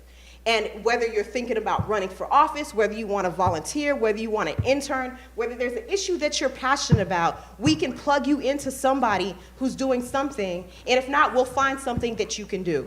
But there is a lot to do. The work is many, but the workers are few. Thank you. Amen. The PK came out in a big way. Now, Senator Pizzo, I think you were waiting to make a comment. Tough act to follow these ladies on this end. You know, I don't know whose idea it was to put them down here by me to give me the fuel me. Indeed. So if Pastor and I are going to sit here and we were to open the good book and read Genesis 1, verse 27, or John 3:16, this church would be completely and directly against that which Representative Joseph, myself, and Representative Chambliss advocate for in Tallahassee. And therefore, it creates sort of a divide, to Representative Joseph's point. I'm sure of two things, that there is a God and I'm not him. And everything else that follows is, as Representative Joseph said, to man and woman's free will. But what we must do, what must happen, I have the great fortune and great luxury of not hating anyone, which means I don't give up on anyone. 30% of the people that are in state prison right now will be released every year. I write about 20 to 30 handwritten letters to people in prison, some of which I put there, because I don't want to give up on them. I don't want to give up on any agency. I don't want to give up on any individual, because I realize that sometimes a good meal, a hug, better street lighting, vocation, apprenticeships, education, exposure can make a huge difference in someone's life, and that's what we need to push for. Ms. Foster, your gut instinct about politicians is for the most part right. The problem and the resistance that I push back against a lot are people that are lazy, disingenuous. when I'm trying to save young black male lives, I get pushback from older black men. The question's never asked, is a community issue to be solved only by the community itself, or do you want buy-in from everybody else? Sometimes when you just march and you talk within a community, that's just cheerleading. That's not moving the needle. Say that again.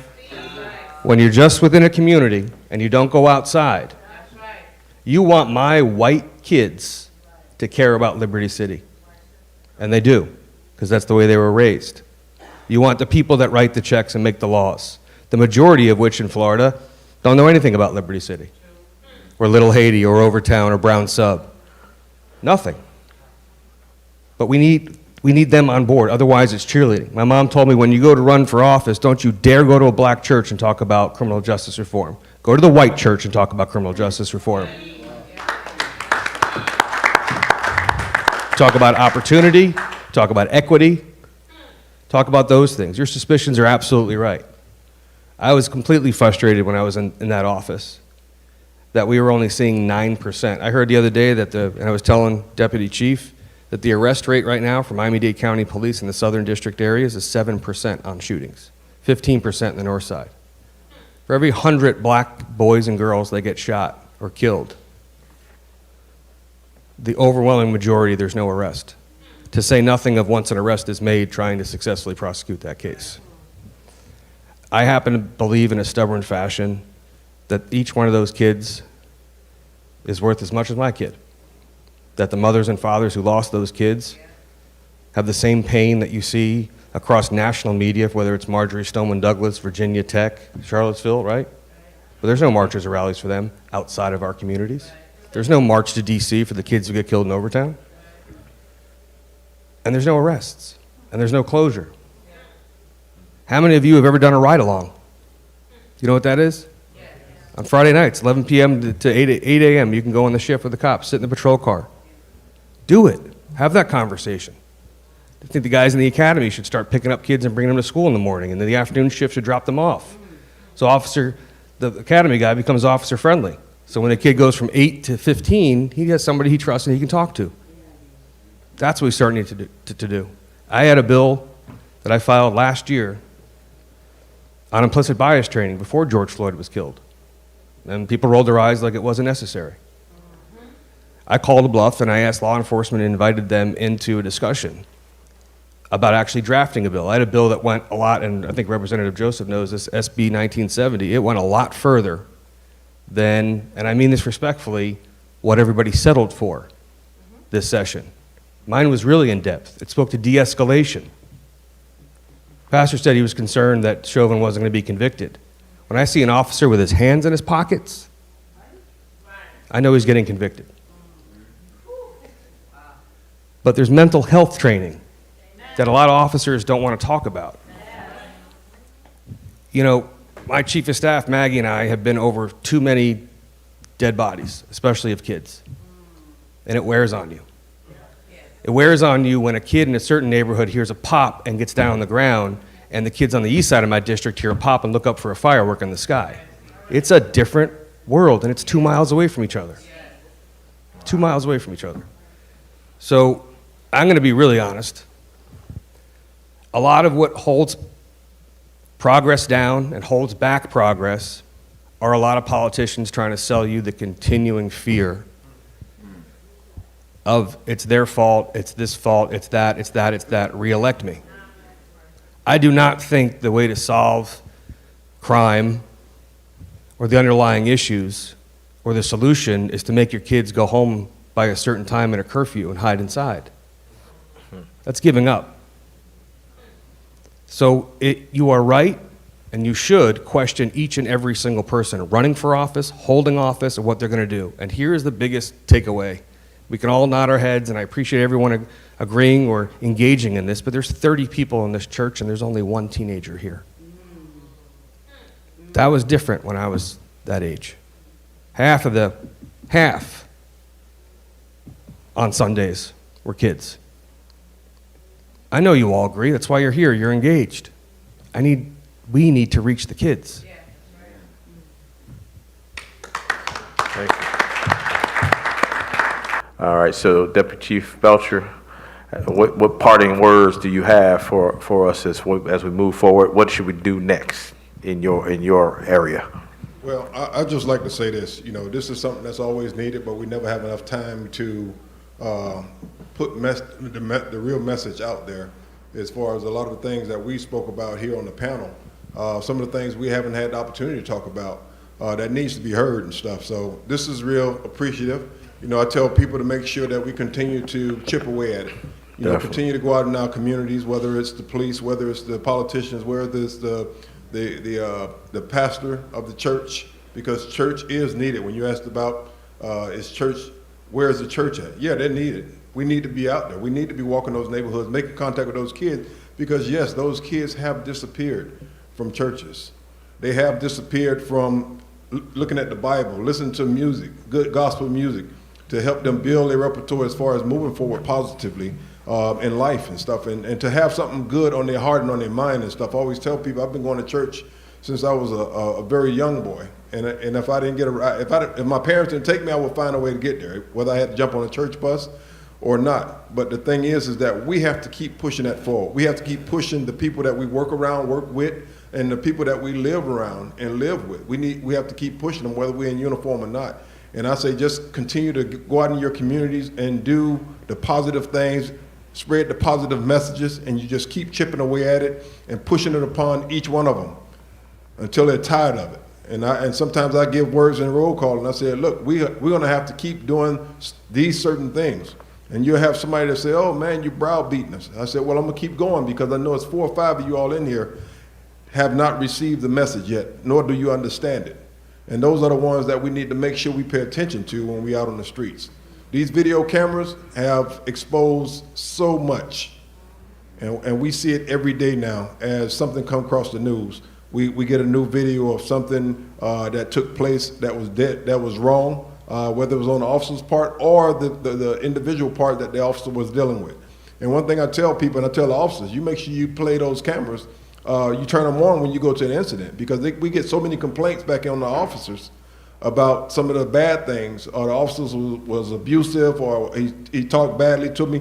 When I go back and look at those videos, you would be amazed of how big of a lie that probably was on the officer, and just the actions that some of the people or the individuals are doing on camera, and then they come in and make a complaint on the officer. But not saying that all the officers are saints, because they're not. They do things, they say things that we have to put them in check and bring them back on the path to do the right thing. So I tell everybody to make sure that we all continue to do this. We all continue to chip in our communities, whether it's our communities or other communities, because we all need to say something when we see something. But we have to be careful now, because we have our young people, not just the young people, pulling out guns like they're water pistols now. And I mean, they shoot down anything. I tell you, if you don't get in no road rage, it's not worth it. If the person blow by you, I'm a police officer. When I'm going home, car speed by me flying, they cut me off, I'm on my way home. Good, I wish them good luck, especially the guys on the motorcycle. I wish them good luck. Especially if it was on a hot day of 90 degrees, because if they hit that pavement, I don't want to have nothing to do with that, but I feel for them because of the pain. So the thing is that I tell people, don't get into arguments with individuals, because it's a waste of time, and it might cost you your life, or it might cost that person their life, it might cost you jail time. So just make sure we go out there and continue doing what we're doing. Keep pushing this message, and keep pushing the efforts in our families, to the people that's friends of our families, to the people that we work with, so we can try to build a better community and a better relationship with each other as far as officers and the citizens. Okay. Thank you. Representative Chambliss. Thank you.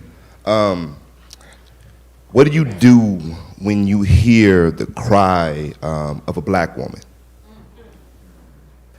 That's why today and many other times were so powerful and impactful for me, because I was sitting there and I was listening to the cry of a mother that sounded like my own. The question is, what do you do? And for too many times, us in the community, black men, we sit there and we let her cry and just let her keep crying. We let her take all the heat, we let her stand in the forefront, and we just, I don't know if it's whether we've been beaten down so much mentally, but we don't go and stand by her side if not stand in front of her. And that's why this is important. That's why this moment is important. That's why the testimony of the mother was so important, because we have to have a sense of urgency to act now. We have to become impatient with the system. We have to demand results, not beg for them, not sit there and ask for them like it's something, some special privilege or some special piece of candy and we are a child. We have to engage the institution that is our institution to lead. Fearlessly, unapologetically, that's what we have to do. We know what the answer is. I mean, nobody can sit here and say we don't know what we need to do. The question is, do we have the will to do it?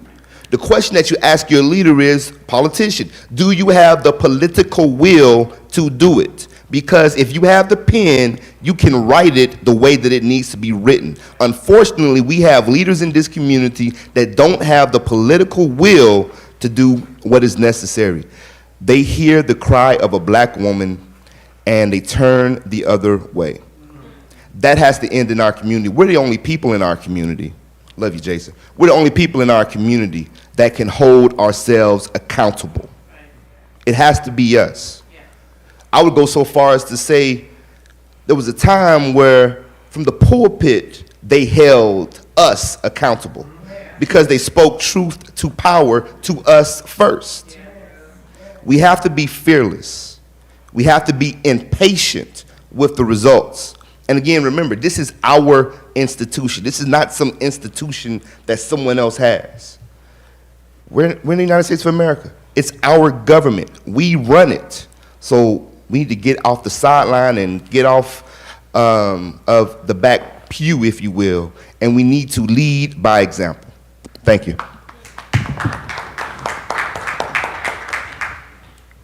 Ready, go ahead, Senator Pizzo. One thing I said when I was actually running for this seat was the following, that sometimes people that look like you, sound like you, make you feel familiar and warm, and there's something sort of an emotional connection, and it feels almost like family sometimes. But we realize that the first group that we take advantage sometimes the most is family, that we lean on them, that we take advantage of their time and their resources and their love for us, and it allows people to get away with a lot and not do a lot. So we must be, and you must be, as demanding of everyone equally, and the more local, the better. Ms. Foster threw an amazing event the other day. She didn't get enough credit for it, not even remotely. That was her event. And it morphed into some other things, and I know that there was a lot of discussions. But one thing I think she did take away from that was I was the least willing to go up on the stage. Because, and it goes back to the bullseye that I told you about and state action. And people are like, come up, come up, come up, come up. And I'm like, I'm good here. I'm absorbing. I got 2 ears and one mouth, like my grandmother used to say, listen twice as much. And I'm thinking, how can I draft something? How can I write something? Who's going to move the needle and change the quality of your life? It's actually a guy who's the president of the Senate who lives in a town called Trilby that you've never heard of that I'm going to go see in a few days to give him, because he wants to know, what is my agenda? What do I want to get done? That farmer, egg farmer, up in Trilby, Florida, will have more to do with the safety of our community than anybody else trying to get in front of Local 10, WSVN, or CBS 4. Realize that. And you want to talk about a black woman crying, go see those men and women outside of our community. I know it's not comfortable, but again, I don't owe anybody anything, but nobody owes me anything. So realize who has the power and who has the ability to improve the quality of that child's life. It's very often not the person down the street who you clap it up with, who looks like you, sounds like you, and comes from the same place, because there's a little bit of a jealousy thing there. That there's only a fixed amount of space, enough food to go around just for the few. You're a threat. You'll be a threat, Crystal. The louder your voice gets, the more effective your voice gets, you'll be a threat. You're invading in on someone else's space. Nobody owns the space of the safety and the lives of children. Let me be very clear. Nobody owns that space. I'm a white guy from New Jersey. You're a black woman from Miami. We love our families, brothers, sisters, mothers, fathers, grandparents, aunts, uncles, kids, the same. Pastor and I will not agree on the scripture sometimes. But you want to know something? I bet you we care about people just as much. While he quietly laid in the streets in Portland, I quietly walked in a crowd in Tallahassee during a protest. Because guess what? If they were going to be arresting me, they'd be like, yo, I'm an attorney. And I work in that big building with a dome across the street. That would have been fun. But what can we agree on? How can you and I get 15 and 16-year-olds in here? How can you convey to them, let's not worry about the stuff that makes the news? My Catholic church that I belong to just told me yesterday that based on my political beliefs, I'm not allowed to take communion anymore. I'm not allowed to take the body of Christ. I said we don't want nobody in here to get excommunicated. Okay. Right. Well, I'm sitting next to the pastor. You didn't even tell me. It's already happened. Eric, if lightning strikes, I'm next to this guy, so I like my chances. But I'm going to pass it along. Thank you for having me. Thank you. And I appreciate, Senator Pizzo, your candor about the march that Crystal put on the other day. So you're going to go to the questions now? Yes, please. Okay. We have a couple of questions that came from the websites, our Instagram, Facebook, and some of our, one of the main questions that came across is, how can we avoid a post-crisis complacency? This discussion started from last year, Juneteenth, for our town hall discussion. What do we need to be doing now? How can we re-engage ourselves at this point when the dust has kind of passed? So how do we avoid this? And if anybody can address those topics from our viewers on the mental health, the abuse in our community, please do so. All right. So there's a lot more that unites us than what divides us. So let's start there. And the things that you care about, identify any of those things. And as far as complacency, the easy antidote to complacency is action. You start with what you want to achieve, or a couple of steps. And sometimes you don't know where to start. So let's assume you don't know where to start. A really basic thing is to register to vote. Real basic. You don't even have to make any decisions at that point. Just register to vote. Make sure you're registered. That's step number one. Step number two, I like to work backwards. So what is it that you're passionate about? What is it that that's giving you a fire in your belly, right? If you want to see what's going on with her organization and how you can participate, guess what? Reach out. Hey, I like what you're talking. I want to stand with you. What can I do? If you're not sure, reach out to my office. What can I do? Whatever that issue is, assuming there's an issue that drives you, right? What are some things you can do to come up with solutions to that thing and work backwards? So other than the civic engagement, so the civic engagement, we talk about registering to vote, but do you know a public servant? I don't like to use the word politician, but I guess it's almost the same thing, but they're not. Do you know a public servant that espouses what you believe in? Find out how you can support them to get either reelected or elected if they're going up for the first time. You know, when you have somebody who understands your issues at the table, there's a lot less explaining you need to do. And they're automatically fighting for your issues instead of you begging them to do it. That's the only reason I'm sitting here today, is because I got tired of begging people to do the right thing. Amen. Right? So how do you support the people who are getting you closer to what you need? I realized really quickly in Tallahassee, when I followed all these amazing bills, you know, equal pay for equal work for women. Who can be against that? The Republicans in charge right now are. And that's crazy to me. Right. Expanding Medicaid, we leave billions of dollars on the table. And I realized real fast and in a hurry that in order to get these important things that will have a tangible impact on people's lives really right now, the bill that the senator referred to, we had so many other bills that were filed to address criminal justice reform that were not heard, would not be considered. So then you engage in the game of politics to try to figure out, well, what can we get across the finish line? Rather than walk away with nothing, right? But we could get so much more if we had people who understood our issues there. Like, I hate to make it about that, but it's the truth. And they want you to not get engaged. There's a reason why the Russian trolls are trying to convince you that your vote doesn't matter. There's a reason for that. There's a reason why they're trying to dissuade you from exercising your right to vote. Because it does matter. Everything that you care about, think about anything, and I guarantee you there's at least one law that directly impacts that. At least one. So if you have the right people at the table, not just the ones who show up because they want to say something, but the ones who are there to do the work and follow through and execute to help you meet that need, it makes a difference. So that's a really basic level thing of what you can do. You don't have to agree on everything. There's hardly anybody that you can agree on everything with, and that's okay. But I will tell you this, hypocrisy is seen, it's felt, and it repels. So if you are not the salt of the earth that you are called to be, if you are not that light, darkness will come in. And the kids will not want to be around that hypocrisy. Because they hear you talking about pulling their pants up, but you don't care about these people dying. Oh, we're not going to get engaged in that. Okay. I'm going to exit stage left. And you're going to keep losing them that way if you don't get engaged. Amen. If I could jump on the mental health piece that was mentioned. Yes.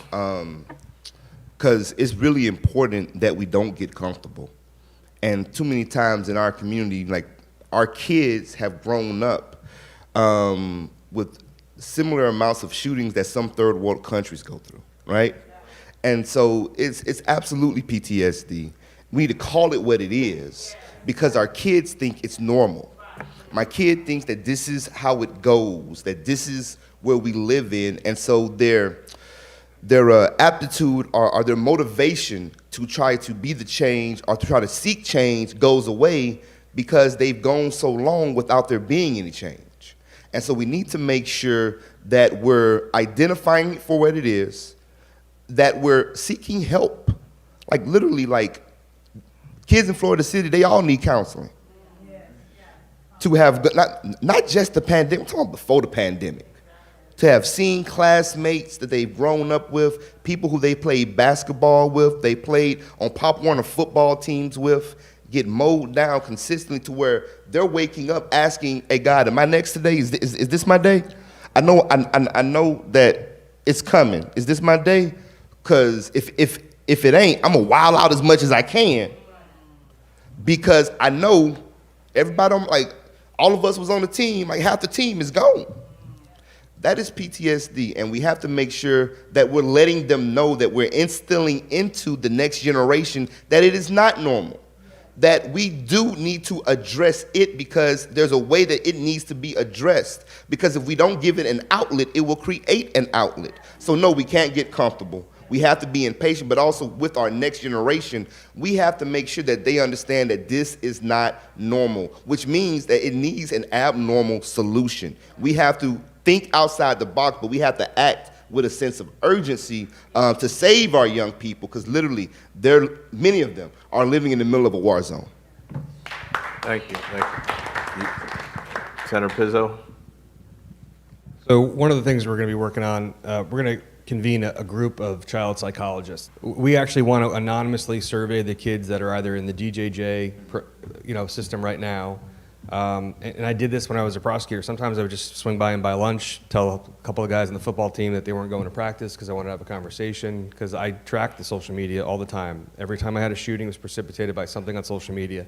To try to explain to other legislators in Tallahassee the difference between 12th Court and 13th Ave.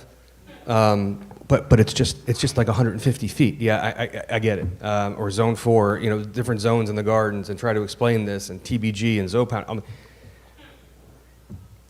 We need to hear from kids, okay? And the reason why we need to hear from kids is because that's the actual data. That's the reason. That's the reason why they're picking something up or they're engaging in something. I'll say it ad nauseum. Now people are starting to pay attention. More kids die 18 and under in Miami-Dade County every year 18 and under, than were killed at Marjorie Stoneman Douglas. But there's no special session, there was no $400 million, there was no legislation changing. Because it's 1 and 2 at a time. The other common denominator of every mass shooting that you ever see is the perpetrator is always caught, captured, killed, whatever. The overwhelming majority of cases in Miami-Dade County, there's no closure. When moms get together and you ask them to raise their hand, how many arrests have been made in the killing of their son or daughter, maybe 1 or 2 hands go up. That's it. That's the difference. They don't love the kids any less, but we got to hear from the kids. We got to know the why. And I mean no disrespect, but none of the people that show up to these things have the answers. Sometimes, even for my kids who have everything, I got to ask their friends to ask them what's bothering them. And that's okay to say we don't know. The smartest people I know will say, I don't know, but I'll find out. But they don't give up on it. They don't give up on it. And that's really where we are. But again, I'm going to ask the question again, and something to think about, not to give a reflexive answer. Do the solutions to a lot of the issues that we have, regardless of what community it's in, does the solution always come internally? Or does it require, or do you want participation from the outside? There are certain things that you just want left alone. You'll handle this, we'll handle this, we'll take care of this, and sometimes you just can't. That question has to be asked. It's so critically important. Definitely. The question has come that folks want to know, hear from you, Terence. What is your, what's the story?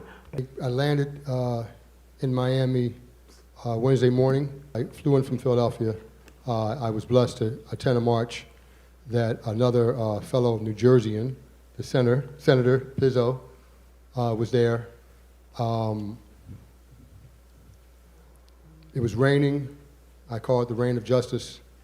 And the best time that I had during this march against gun violence was I got to walk with the University of Miami football players. So that was the highlight pretty much, because it's a sad event of these 6 kids that were killed, black on black crime. I told you I've seen violence my whole life. Now it's different though. When I was younger, it was my best friend Jimmy Thomas got killed with gun violence over an argument. Now I do these investigations across the country, by the way. So Miami isn't the only place that's like this, but across the country in Baltimore and Philadelphia and Chicago, now this is what it is.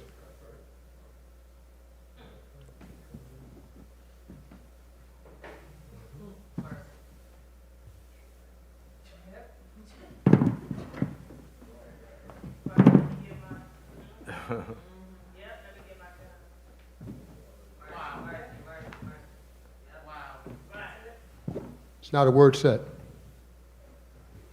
Social media, text messages, Instagram, Twitter, TikTok. They're killing kids across the country, many black and brown on black and brown, over this.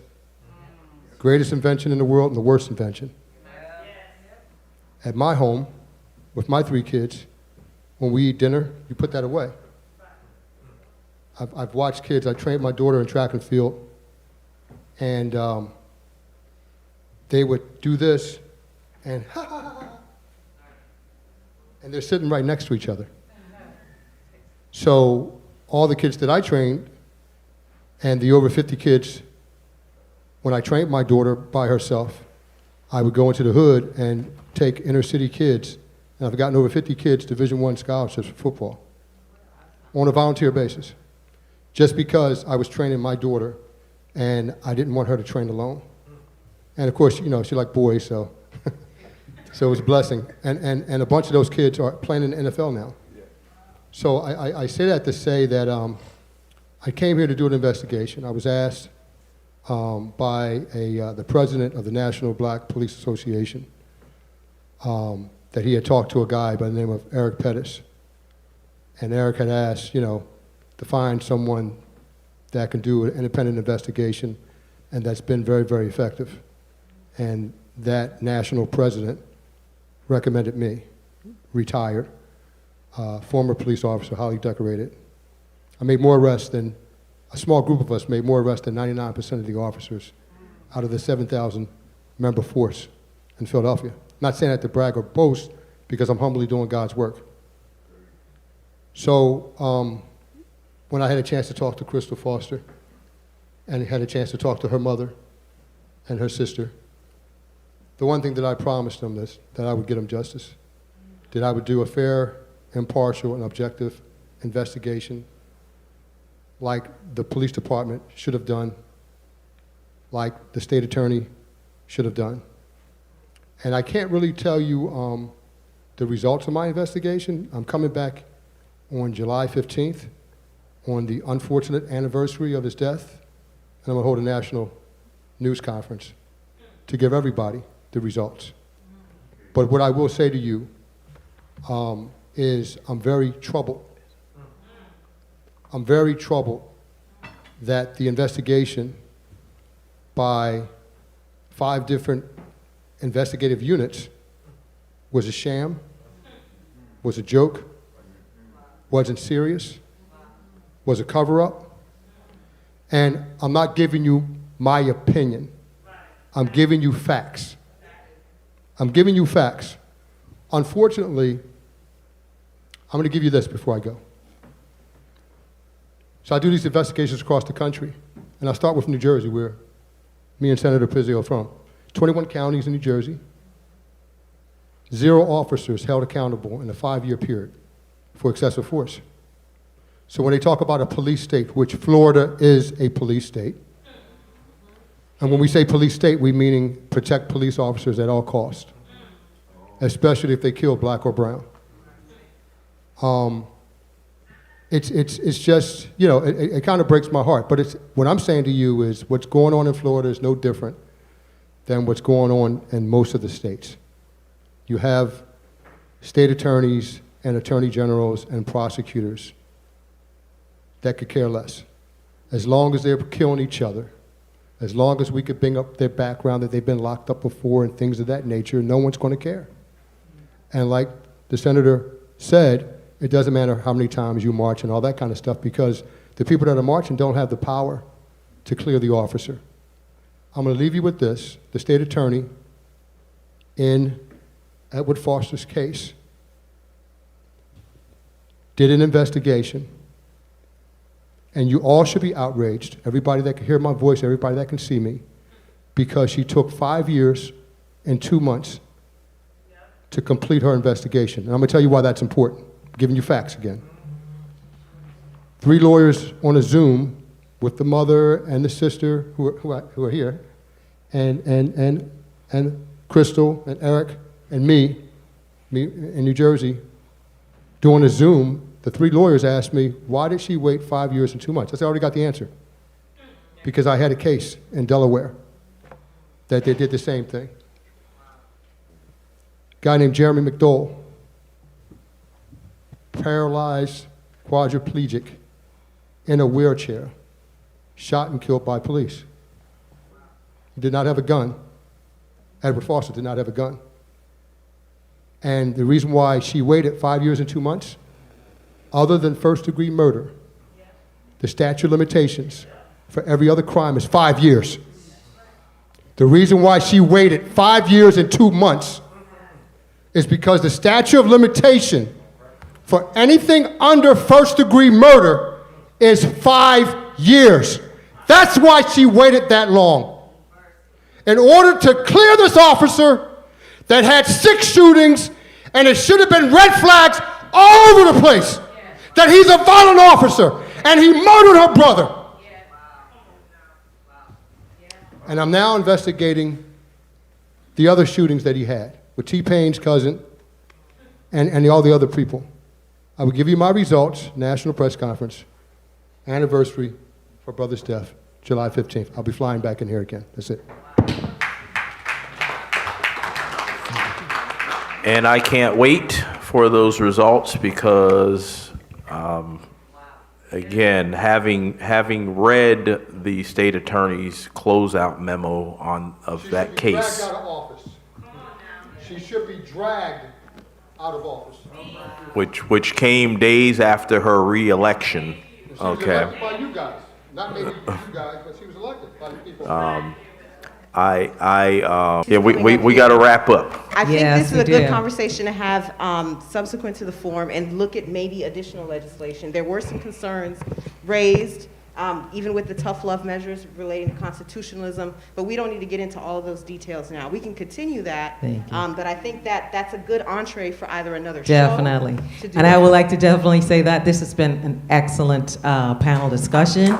We want to thank all our panelists for being here this afternoon. But this kind of preempts us into some other critical conversation. As a matter of fact,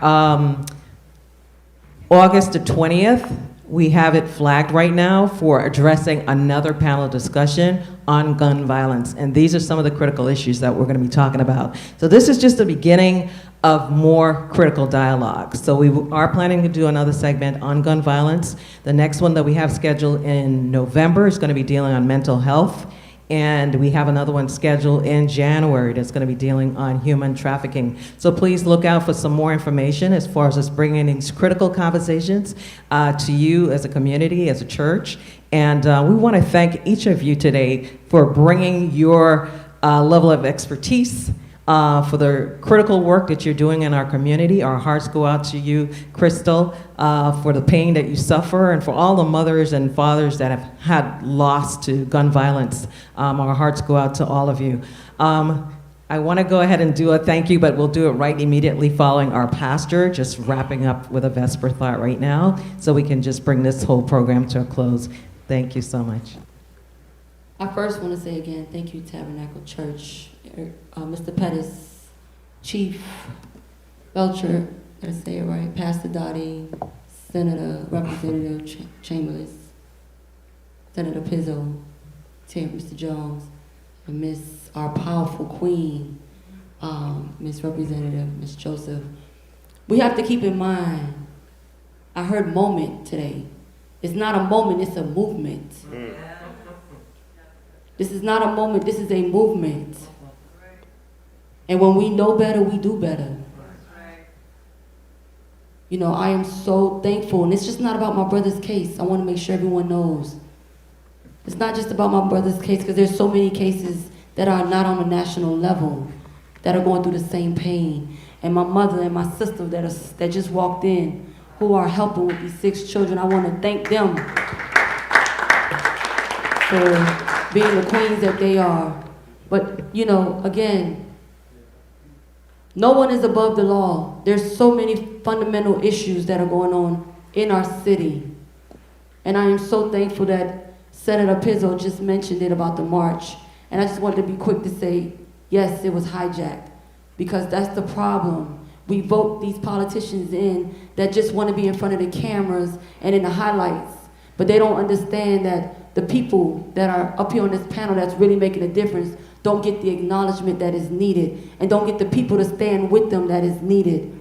So we definitely have to have more conversations, and we have to support each other.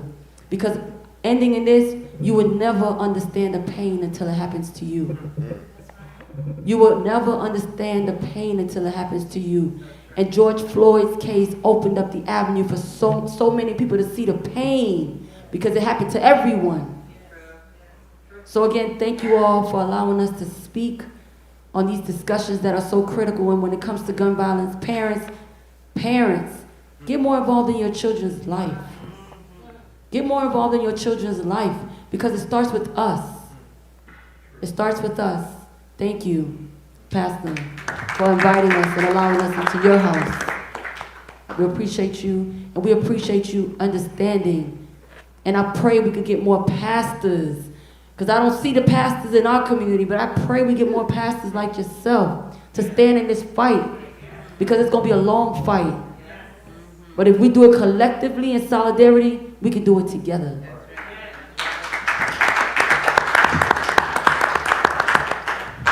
We stand with you. We stand with you. We support you. We cry with you. Folks, I turn your attention to the Word of God. And in Genesis chapter 4 and verses 10, there is a word there that speaks to each and every one of us. Cain killed his brother Abel. And here is what God said. God said, "What have you done? The voice of your brother's innocent blood is crying out to me from the ground," and it adds, "for justice." His brother's blood cries out from the ground.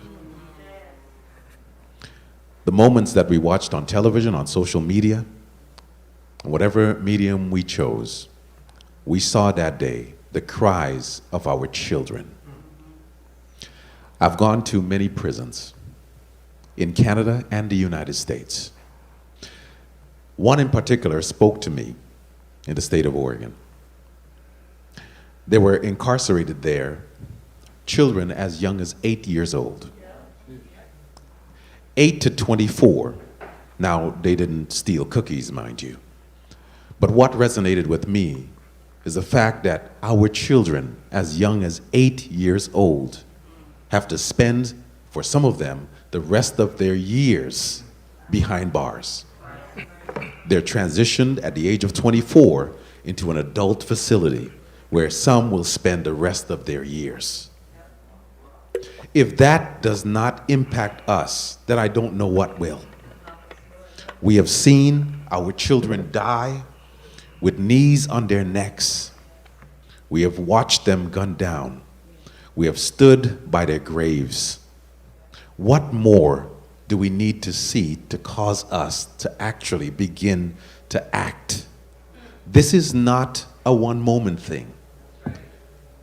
This is a battle that we will fight till Christ returns. As a church, if we just sit idly by without saying a word, how in the world can we fulfill the mandate that Christ has ordained for our lives? We are called for this purpose and in this time. That's why we're born in this era. When I stood on those lines, when I stood, in fact, having a megaphone screaming out for justice, crying out the names of those who have died, Trayvon Martin, who's right here, and watched the effect of the church sitting idly by, I weep. As I stood on those lines, marching for weeks on end, I realized one thing. I was an old head. You may not understand the colloquial term I just used. In other words, I was an old guy. The ones who stood at those lines marching were all young people. In fact, as I held a megaphone in one of those marches, they came and they said to me, "You don't have to worry. We'll protect you." In fact, they had a device that they learned, I think, from Taiwan. As they would shoot the tear gas, they had a device, and I was wondering what the pylons were all about. It's to take the tear gas and to launch it back. They said, "You just have to keep with the crowd. Keep talking. And allow for us to protect you." They didn't know my name. But it shows the heart of what you said, Senator Pizzo, that it's about young people. They're the ones wanting to see a difference in us. They're watching to see what we're going to do. Are we going to allow for the cries of the blood of our children to go unheard? Or are we going to take up and begin to do something about it? Not only that, at the end, you know what some of them came up to me and they wanted to know? Who do you represent? Who do you represent? Are you with, and they named out all the names, I'm not going to name them. I said, "No, I'm from the church." They said, "The church? Do they even care?" And I said, "Because I'm here, we care." And some of them wanted to know what church I belonged to, because it was the first time they heard someone from the church actually cared to actually be there with them. I say all of this just to come back to say, people want to know that we care. You asked the question there, State Representative, when you said they don't care. The church cares. We care. And we need to take a stand and make a difference.